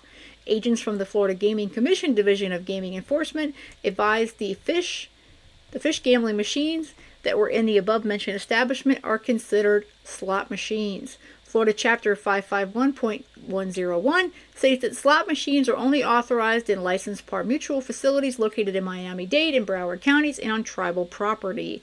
Through their training and experience, your officiants are aware that it's a violation of Florida Chapter 849.151A to manufacture, own, store, keep, possess, sell, rent, lease, let on shares, lend or give away, transport or expose, for sale or lease, or to offer to sell, rent, lease, let on shares, lend or give away, or permit the operation of any slot machine or device or any part thereof. Your officiants also learned that on August 27, 2024, Homeland Security Investigations and the Florida Gaming Control Commission and the Lake County Sheriff's Office executed a search warrant signed by the Honorable Judge James Baxley, 5th Judicial Court for the Players Club Casino located at 25024 U.S. Highway 27, Leesburg, Florida, Suites C through F in Lake County. Upon arrival, agents encountered a security guard and a couple of patrons outside the casino. Your officiants learned that the security guard at that location was identified as David Santiago Jabarbi. Jabarbi informed the agents that just prior to their arrival, 2 employees for the Players Club, later identified as Odyssey Williams and Shayla, were alerted to the warrant and emptied the safe of its contents before leaving the business. The security guard stated Kristana Dekorian was the owner of the business. So someone gave them a heads up on that one, huh? Upon completion of the search, agents located a total of 82 gambling machines consisting of slot machines and fish games, $2,748 in U.S. currency, 7 cellular phones, 15 computers, and 2 gaming processors, and multiple documents to include payout vouchers, daily count sheets, and employee files. Your officiants are aware that the currency documents and electronic devices were seized by the HSI and placed into evidence. The gambling machines were seized and stored by the Florida Gaming Control Commission. Prior to the gambling machines being seized, FGCC agents inspected the machines and determined they were operating in violation of Florida law. Agents from the Florida Gaming Commission, Division of Gaming Enforcement, advised the fish gambling games that are in the above-mentioned establishment are considered slot machines. Through their training and experience, your officiants are aware that the Florida Chapter 551.101 states that slot machines are only authorized in licensed pari-mutuel facilities located in Miami-Dade and Broward counties and on tribal property. It's a violation of Florida Chapter 849.151A to manufacture, own, store, keep, possess, sell, rent, lease, let on shares, lend or give away, transport or expose for sale or lease, or to offer to sell, rent, lease, let on shares, lend or give away, or permit the operation of any slot machine or device or any part thereof. So don't have any part in slot machines in Florida unless you're in those areas specified. And here's some photos, payout vouchers, and count sheets. On August 27th, 2024, a search warrant signed by the Honorable Judge Barbara Leach in the 9th Judicial Circuit of Florida was executed for Christiana Decorian's residence located at 4706 Kensington Park Boulevard in Orlando in Orange County, Florida. During the search of the residence, your officiants learned that agents located and seized $309,799 in U.S. currency from several locations inside the residence, as well as business documents, a cellular phone, a circuit board, a money feeder, a money counter, a Stallone gambling machine module, a Game Intelligent Crab King module, a Game Intelligent Panda versus Alien module, an MVR network video recorder hard drive, slot gambling machine keys labeled Leesburg keys only, and slot gambling machine keys labeled Kissimmee Claremont keys. Your officiants learned that agents also located an Osceola County Sheriff's Office special deputy badge and identification in the name of Christiana Decorian. In the garage of the residence, a gray duffel bag matching the bag Christiana Decorian used to deliver money to Redacted on May 17, 2024, was also located on a shelf. All the items were seized and placed into evidence by Homeland Security investigations. There's his fake little special badge. Yeah. I'm guessing that former Sheriff Lopez hooked him up with that one, huh? And there's some, looks like promissory notes and bill of sale. Money.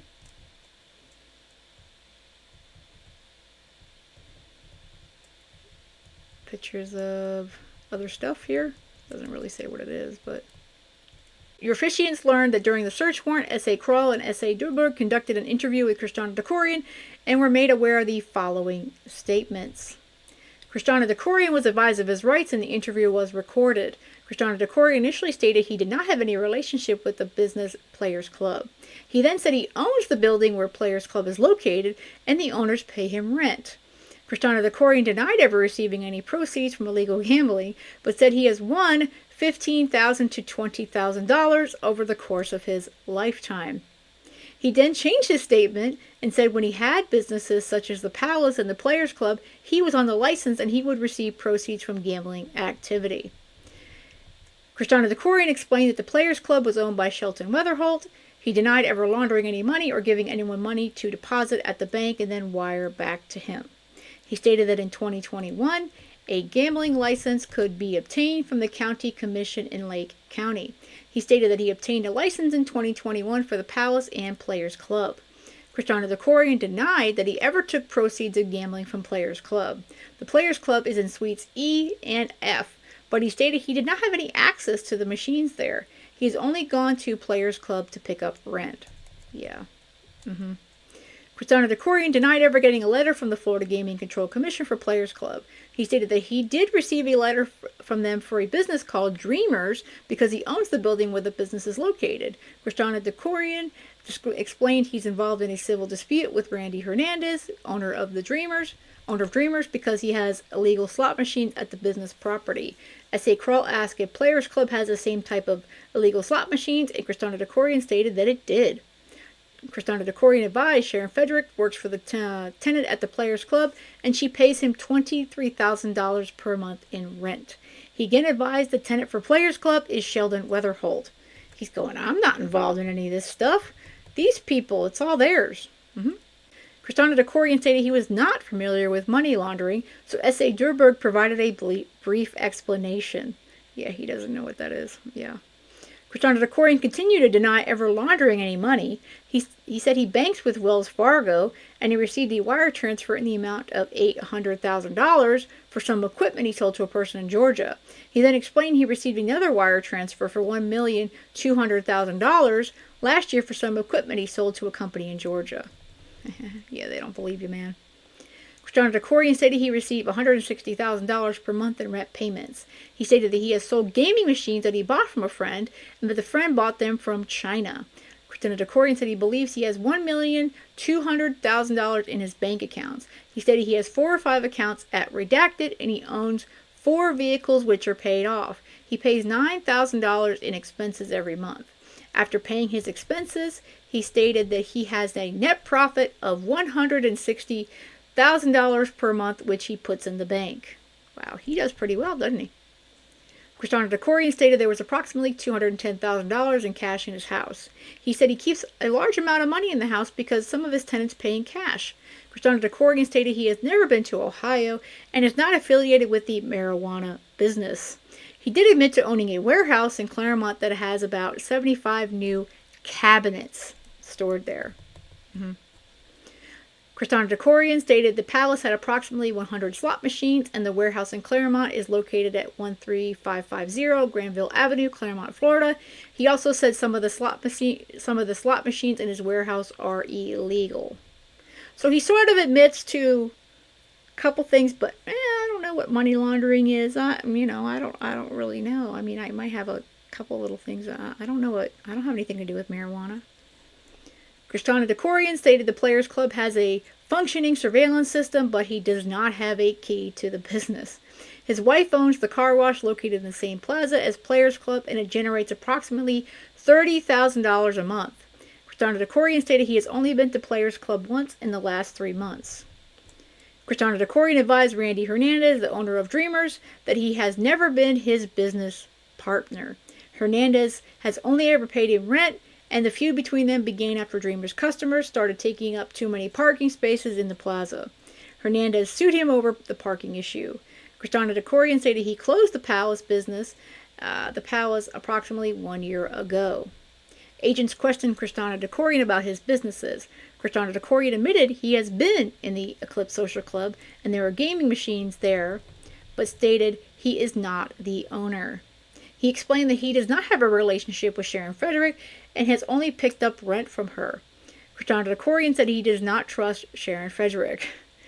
Krishna Dekorian said he owned the business, the Players Palace, but that he no longer owns it. He said Proactive Genius is his company and it's used for his properties. Krishna Dekorian stated there is communication between Sharon Frederick and him on his phone. He is currently in the process of building up the Proactive Genius custom and auto collision business. He admitted that some of the slot machines in that warehouse have software installed. Krishna Dekorian said the cabinets are not illegal until the software is installed. Oh, yeah. During the interview, Krishna Dekorian was shown photographs of himself delivering money to the HSI undercover agent. After viewing the pictures, Krishna Dekorian stated the UCA was the man who bought the slot machines from him. Oh, that's what it is. Yeah. Krishna Dekorian continued to deny the bag was full of money. He later changed his statement and admitted the bag contained money and the money belonged to Vic Harpal. Krishna Dekorian said he picked the money up from Harpal 2 or 3 days before the meet. Dekorian stated the money was his because Harpal owed him the money. The money was profits from gambling, and Harpal taught him the gambling business after they had met at a church. Oh, we're going to bring a church into it now, too. Okay. Your officiants learned that during the interview at one point, Krishna Dekorian became emotional and asked if the recorder could be turned off. Oh, he got upset. Oh, dear. The recorder stopped while he collected himself and got his emotions under control. Once the recorder was back on, your officiants learned that Krishna Dekorian positively identified Harpal from a Florida driver's license photo. Krishna Dekorian explained that he feared Harpal. Harpal gave him that money and told him to drop it to a friend. He did not know what happened to it after he provided it to Harpal's friend. Agents asked Krishna Dekorian if the money Krishna Dekorian dropped to Harpal's friend was then wired into his bank account. Krishna Dekorian admitted that had been wired to him. He then stated the money he took to Harpal's friend belonged to Harpal, and the money that was wired to him was a payment for some machines he sold to a man in Georgia. Man, this guy's just got like an answer for everything, doesn't he? Your officiants learned that Kristana Dekorian was asked about the $900,000 that he delivered to the same man who was the HSI undercover agent. Kristana Dekorian explained the money belonged to Harpal and that he dropped it off to Harpal's friend and that he received a wire for the same amount. But the money was for some equipment that he also sold to that guy. Kristana Dekorian said the guy, HSI UCA, bought $4,500,000 worth of equipment from him. He initially said he did not pay the man a fee, but after being advised by the agents they already knew he paid a fee, Kristana Dekorian changed his statement. Kristana Dekorian then admitted to paying a 1.5% fee to the man.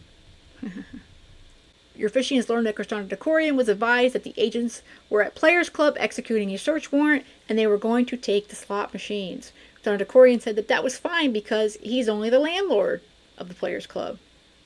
Agents requested that Kristana Dekorian attempt to call Sharon Frederick and get her to bring the keys to the slot machines at the Players Club to the business. Kristana Dekorian attempted to call, but Sharon Frederick did not answer. Kristana Dekorian admitted that he met Sharon Frederick about a week ago and she gave him a brown paper bag full of money that was a rent payment. Kristana Dekorian continued to deny his ownership of the Players Club and stated he could not provide any combinations to any safes at the business. He said he was trying to get a business near the Eclipse Social Club, but he is not associated with Eclipse Social Club. Upon further questioning, Kristana Dekorian advised the safe at Players Club is located on the left side of the office. He said the safe was small. He seems to know stuff after he sort of realizes he's digging himself a hole. Your officiants also learned that Kristana Dekorian said the cabinets come from China and that he buys them through Harpal. He stated the cabinets cost about $10,000 and the fish tables cost about $20,000. Kristana Dekorian said the cabinets, which are slot machines, can make between $100 to $3,000 a week depending on the area where they are located. He said the fish tables make about the same amount. Kristana said back when it was legal he would pick up the money from these gambling businesses. He then stated Sharon Frederick would sometimes pick up the money and that she's also the manager of Players Club. Kristana admitted that he has sold gambling businesses in the past and that he had offered to sell the Players Club to the same Georgia guy. Kristana Dekorian stated Sheldon Weatherholt is the owner and operator of the gambling businesses. He stated Sheldon does not bring in much money and that he sometimes used as a front for the gambling business. Kristana then stated Sheldon does not receive any of the profits and he's only an employee. Gee, I'm telling you, too many stories going on. Sheldon Weatherholt is leasing the Players Club suites and controls the businesses. Kristana originally denied making any statements to the police about Randy Hernandez, owner of the Dreamers, for operating an illegal gambling establishment. He then changed his statement and admitted he did tell the police about Dreamers. When asked why he told the police about Dreamers but not about Players Club, Kristana said that Sheldon Weatherholt was on the lease but would be gone at the end of the month. During his interview outside his residence, Kristana received a phone call from Sheldon on his cellular phone. Kristana answered the call on speakerphone so the agents could hear both sides of the conversation. Sheldon asked what was going on, and Kristana advised that he was with the police. S.A. Kroll identified himself to Sheldon, then advised him they were investigating illegal gambling, and one of the places that they were investigating was Players Club. S.A. Kroll asked Sheldon if he had the keys for the business or the slot machines. Sheldon stated he did not have keys to anything in that shopping plaza. When agents advised Sheldon they were told he owned and operated the Players Club, Sheldon denied it and said he did not know who owned the business. S.A. Kroll asked Kristana if he had anything to say in response, at which point Kristana asked, "You are not the owner, Sheldon?" Yeah. Sheldon responded by asking Kristana if he thought Sheldon Weatherholt was the owner. Kristana said he had a lease, so he was the landlord. Sheldon responded that he did not have keys, so he did not know how he could assist law enforcement. S.A. Kroll asked Sheldon Weatherholt what he did for a living, and he stated he worked at a storage company. Sheldon Weatherholt admitted that he had worked in the gambling business in the past, but was not currently working in the gambling business. The call then ended. I'm telling you, criminals just lie. Your officiants learned that Kristana Dekorian stated he was not lying and Sheldon Weatherholt's name was on the lease. Kristana Dekorian was asked if he knew Odyssey and Shayla. He said he did know them and that they were employees of the Players Club. Kristana said his family members were not involved in the gambling business. When S.A. Kroll advised him, a security guard at the Players Club stated Kristana was the owner of the business. Kristana asked if he could call an attorney, and the interview was terminated. I'm surprised it took him that long to ask for an attorney. At the time of the interview, Kristana Dekorian was found to be in possession of a gray Apple iPhone. That iPhone was detained, and on August 28, 2024, your officiant HSI TFO Tagler executed a search warrant signed by the Honorable Judge Barbara Leach, 9th Judicial Circuit of Florida, for the contents of the cellular device. Your officiants are also aware that on August 27, 2024, HSI Orlando agents executed search and seizure warrants on several of Kristana Dekorian's bank accounts. These accounts were seized based on evidence gathered during the undercover operations and additional information detailed under the financial section of this affidavit. Your officiant, TFO Tagler, served a warrant for the redacted accounts controlled by Kristana Dekorian, ending in account numbers redacted. Your officiant also served a warrant to a redacted bank for any safe deposit boxes associated with Kristana Dekorian or any of his business entities, including Proactive Genius LLC, Players Club, and the Palace. In addition to the warrants, your officiant TFO Tagler also served redacted with a freeze order for the following accounts controlled by Kristana Dekorian. Looks like Claremont Commercial Business Account, Business Center Account, Dekorian Personal Household Checking Account, and Claremont Retail Plaza LLC account. Your officiants are also aware that on August 28, 2024, HSI agents, the Lake County Sheriff's Office, and Florida Gaming Control Commission executed a search warrant at Proactive Custom Auto and Collision LLC, located at 13550 Granville Avenue, Claremont, Florida. Inside the warehouse, agents seized 115 gambling machines. The machines were seized and stored by FGCC. Prior to seizing the slot machines, FGCC agents determined the machines were in violation of Florida laws prohibiting possession of slot machines.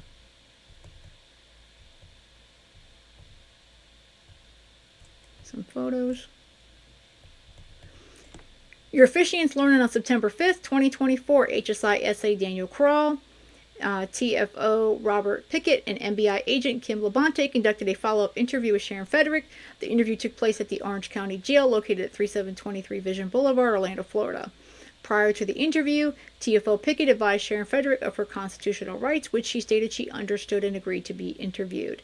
Sharon Frederick was told the interview was being recorded before questioning began. Sharon Frederick was asked if she knew who Kristana Dekorian was. She stated she knew Kristana Dekorian, but stated she calls him Chris.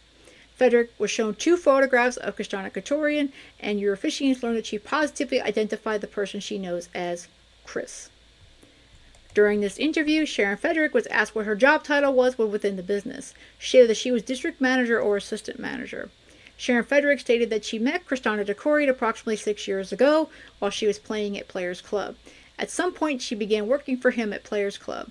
Sharon Frederick explained she was now the manager of all the gaming businesses and that each location has a manager and that she is their manager. She said she's responsible for helping empty the machines of cash. She's also responsible for counting the money and uses it to pay the expenses, employees, and the rent. Sharon Frederick explained she pays rents for the Eclipse Social Club, the Players Club, and the Villages, the Players Palace. She's also responsible for paying the rent at Jungle Hut when Kristana Dekorian still owned that business. Sharon Frederick would take the money from the businesses and deposit it into her personal account at Regions Bank and then pay the bills from that account. Sharon Frederick said Kristana Dekorian would never pay for anything on his own credit card. He would email any bills that need to be paid and she would pay them from her personal account. That's really stupid. When asked why Kristana Dekorian wanted things done that way, Frederick responded she was not dumb and thought she would not get in trouble for it. I think she's dumb. She believed she would not get into trouble because Kristana Dekorian had a legitimate business and things would never go this far. Yeah. Sharon Frederick stated the bills were initially in Sheldon Weatherholt's name. When Sheldon Weatherholt began making mistakes, she stated that she took over the bills. Your officiants learned that Sharon Frederick also explained that in the beginning, employees were paid in both cash and through a payroll company under the name of Lake County Live. Kristana Dekorian then told her to stop paying employees through the Lake County Live due to the fact that the business license had been revoked. The employees were then paid in both cash and payroll checks to keep the total payroll amount low. Sharon Frederick stated that Kristana Dekorian is the owner of the gambling businesses. When asked which casinos he owns, Sharon Frederick responded that Kristana Dekorian owns Players Club, the Players Palace, Eclipse Social Club, and the Palace in Claremont, which is currently closed. Kristana Dekorian also owned the Jungle Hut, which he later sold. When he sold Jungle Hut, Frederick stated it was a big mess. Your officiants learned that Frederick stated that the new owners did not provide a check for some of the money, so Kristana Dekorian took the business back. Sharon Frederick said the Jungle Hut is no longer Kristana Dekorian's business. Frederick confirmed that the Palace in Claremont had to close due to a feud between Kristana Dekorian and Randy Hernandez, the owner of Dreamers. Kristana Dekorian never owned Dreamers, but he bought the building where Dreamers is located. Your officiants learned that Sharon Frederick stated she currently collects money from the 2 locations, but it used to be 4 locations. Sharon Frederick stated that she never collected money from the Claremont location. That money was collected by someone known as Sam. She did not know what Sam's actual name was, but she described him as a tall Indian male who is a priest. Sharon Frederick had met Sam and indicated she would be able to identify him if she saw him again. Your officiants learned that Sharon Frederick stated she collects all the money and keeps it up and then brings it to Kristana Dekorian along with a summary of what she did with the money. When asked what she meant by keeps it up, Sharon explained that Kristana Dekorian was making a lot of money and she would have to deliver money every week to every 2 weeks. Recently, they have not made as much money because they've been opening and closing locations. Currently, Sharon Frederick only delivers money to Kristana Dekorian once every 3 weeks or once per month. The last time she delivered money to Kristana Dekorian was around August 15th, 2024, and it was approximately $200,000. She stated that amount was the result of 3 weeks of proceeds. Prior to that business slowdown, she stated she was delivering Kristana Dekorian money in the range of $300,000 to $500,000 per delivery. Normally, Kristana Dekorian would meet her somewhere to collect the money, but most recent delivery was made to his personal residence. Sharon Frederick said when she delivered cash to Kristana's residence, she delivered it to the garage. Sharon Frederick was then shown a picture of the residence located at 4706 Kensington Park Boulevard, Orlando, Florida. She stated it was the residence she delivered the money to on or about August 15th, 2024. Sharon Frederick explained that she currently only collects money for Kristana Dekorian, but there was a time when she collected money for the Jungle Hut and the villages after he first sold those businesses. She stated that she stopped working for those 2 after Kristana had a disagreement with the new owners. Sharon Frederick said the new owner of the Jungle Hut is Ricky Lynn, and that she has delivered money to Ricky Lynn and his cousin Tim in the past. Sharon Frederick stated that she has only delivered money to people who were vendors or people who were owed rent. In your officiant's training and experience, it is common practice for individuals who operate a gambling establishment to be provided with slot machines from individuals not related to the operation of the business in exchange for a percent of the slot machine's profits. These individuals are commonly referred to as vendors by the owner-operator of the gambling business. Sharon Frederick stated that the Eclipse Social Club and the Players Club were game rooms where people go to gamble. She explained that the business locations have slot machines, fish tables, and computer game. She communicates with Kristana through cellular telephone, WhatsApp, and email. Kristana has 2 cellular phones, but Sharon Frederick could only recall the number of his main phone, 407-427-0135. She also provided Kristana Dekorian's email address, frontiergamesllc@gmail.com, to law enforcement.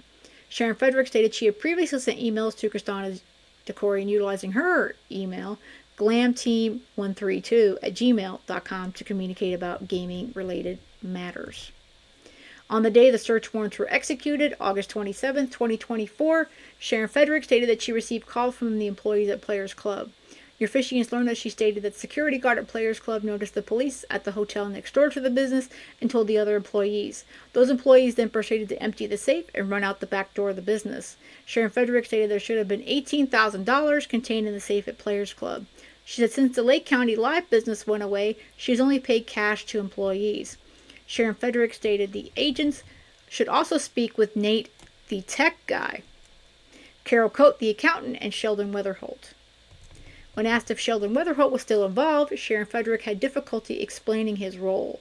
She said Sheldon Weatherholt is the go-to guy for casinos and put his name on the license and the buildings.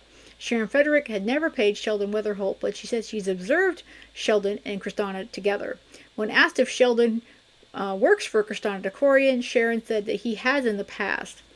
Sharon Frederick stated that she pays the employees of the gaming business with envelopes full of cash, that she refers to these payments as checks. She also stated that she did receive a letter from the Florida Gaming Control Commission in reference to the license. She said the email was sent to both hers and Kristana Dekorian's email. When she asked Kristana why she received an email, Kristana DeCorrigan told her he used her email address for the license. Sharon Frederick advised she did not know Kristana DeCorrigan had done that. She said she also sent Kristana DeCorrigan a picture of her letter through WhatsApp. Sharon stated that Kristana and Harple used to be business partners, and Harple was a vendor who owned slot machines used by Kristana. She said the two had a falling out, and Kristana DeCorrigan started buying his own machines, which cut Harple out of making money from Kristana DeCorrigan's gambling business locations. Your officiants also learned that Sharon Frederick said Kristana told her and the employees at the Eclipse Social Club that they were protected by Sheriff Lopez. She described Sheriff Lopez as Kristana DeCorrigan's buddy, his friend. Sharon Frederick stated Kristana DeCorrigan told him he knows a lot of cops and stuff, like Lake County and stuff, but he was mainly talking about his sheriff friend. When asked how they were protected, Sharon Frederick replied, "No, he just said he wasn't going to bust us. The man will tell him." At one point, Frederick stated that Kristana DeCorrigan has shown her a volunteer sheriff's badge and that he seemed very excited about getting the badge. Yeah. This is already a lot. I was trying to get to a really good point, and this is a really good point. And I know this video is going to be super, super long, but I mean, I don't know about you guys, but I find it very, very interesting. So, we have now had former Sheriff Marcos Lopez enter the picture in this affidavit for all their arrests and their charges. So, I will do another video later this week continuing this, but let me know your thoughts so far. And you guys can see some of the players at the bottom here, and there's Sharon, obviously right there in the middle, Carol Coate, and Sheldon. It is quite interesting how this all comes together. And again, I just feel like it just almost sounds like fiction, but it's not. This is all real life. It's so insane. Alright guys, I hope you have a great rest of the day, and most of all, stay safe.